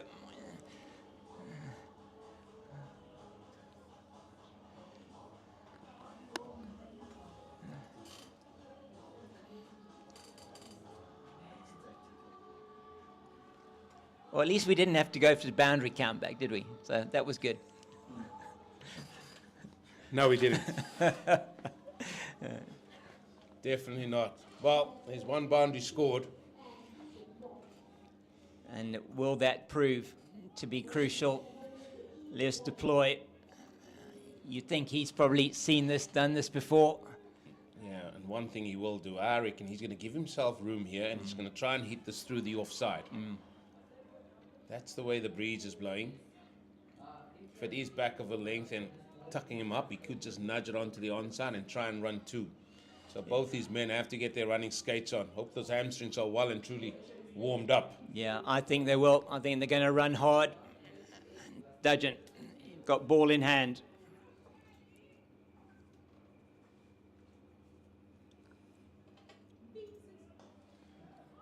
Down the ground. Ethan Bosch trying to get there. They're coming back for two. Two it is. Great running. Ethan Bosch had decided from the word go he was going for two. And that was hit powerfully. Straight down. And this looks like Gijsbert Weger here in front of us. Does look like Gijs on the field. Yeah, now we'll have to say I would get some of the quicker men Yeah. with greater arms at long off. 9 needed. 5 deliveries. Oh, is that going to be a bye? Yes, it is. Through they come. Difficult one for the captain of Goldrush Boland. 8 needed or 4. 2 runs a ball. 2 runs a ball, yeah. 8 or 4. A boundary. You just feel a boundary will make it. They would want a boundary of one of the next 2 deliveries, wouldn't they?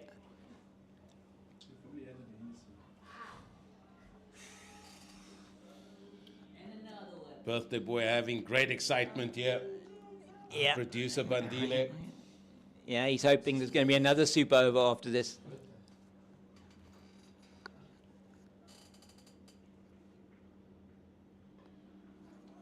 That's hit out to deep mid-wicket. Will just be a single. Ooh. 4 is the score. They need 7 of 3.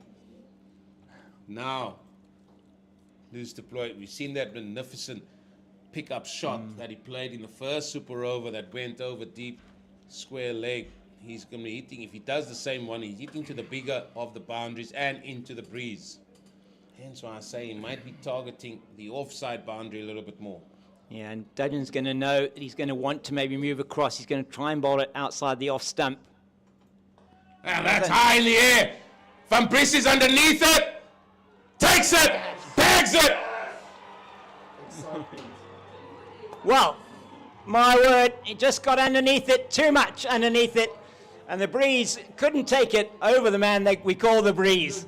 And he takes the catch, and that is a huge wicket. Well, again trying to go aerial, again trying to clear the boundary straight. Loose deploy. And again, this was up in the air for a very long time, swirling in that breeze. And the breeze, Van Bries takes the catch. 2 balls remaining, 7 needed. Looks like that's Mokoena, It is. It looks like Similani, Andile Similani. And he can hit the long ball, Andile Similani. It's a really tough call for the youngster, though. 22-year-old. Whoa. A 4, and then a 2, then a super over. Well, there we go. Who wants to be a hero? Who wants to be a hero? One of these 2 deliveries has to go over or to the boundary. It's a dot ball. It's a dot ball. Now then, for this game to go to another super over, this delivery has to go all the way out of Boland Park. Now, what's going to happen now, Eugene? He's going to bowl it wide. It's going to be a wide, and then he's going to have a... No, don't be saying that. Don't be saying that. No. Dudgeon, you have to say, he's executed brilliantly in this over so far. 1 ball to come. We're all on the edge of our seats here. Oh, what a game. Match tied. Second super over has come down to 1 ball, 6 to tie. Cannot script these things.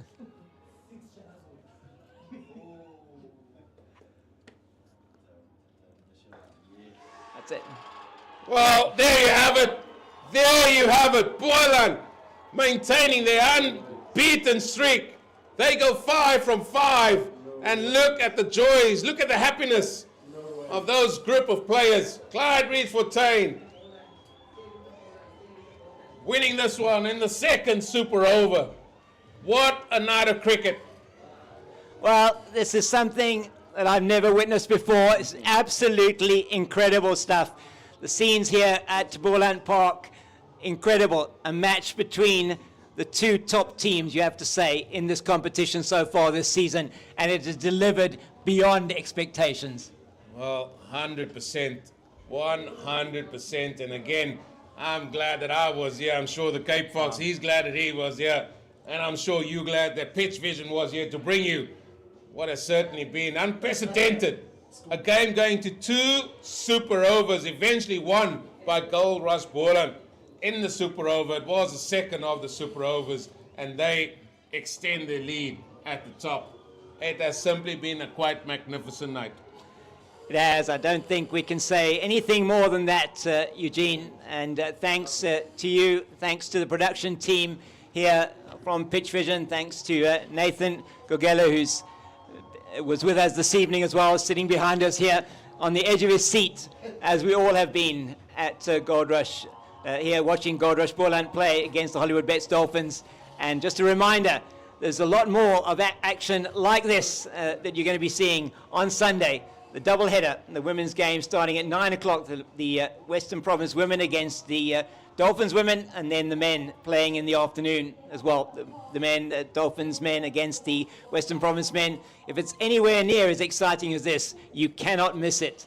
It's been an incredible evening of cricket, and you can watch those 2 test matches on Super Sport, the match tomorrow going into the second day there, and the second test starting next week as well on the 22nd of November. South Africa up against India. What a night it has been. It's been a brilliant night of cricket. Not the highest scores, but excitement all round. And it's been great spectacle again for the CSA Domestic T20 Challenge. From the Cape Fox, James King, Nathan, and myself, Eugene Molian, we want to wish you a very good night and God bless. The wait is over and the teams are ready. T20 Challenge is back. Sun is shining and I feel so good. Come show us your moves from anywhere in South Africa. 'Cause it's a good day for it, a good day for it. Meet the stars, feel the vibe, and experience the thrill. That's huge.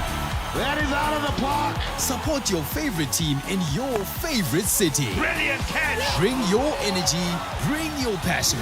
Hashtag bring on your moves. Golden. Now play for the Hollywoodbets Dolphins. From the DP World Lions, Dolphin Warriors. Goldrush Boland, World Sports Betting, Western Province, and The Mutiram Tuskers. Northwest Dragons. The Momentum Multiplier Titans. Get your tickets for the T20 Challenge now and be there for the action. Hashtag bring on your moves. Woza nawe.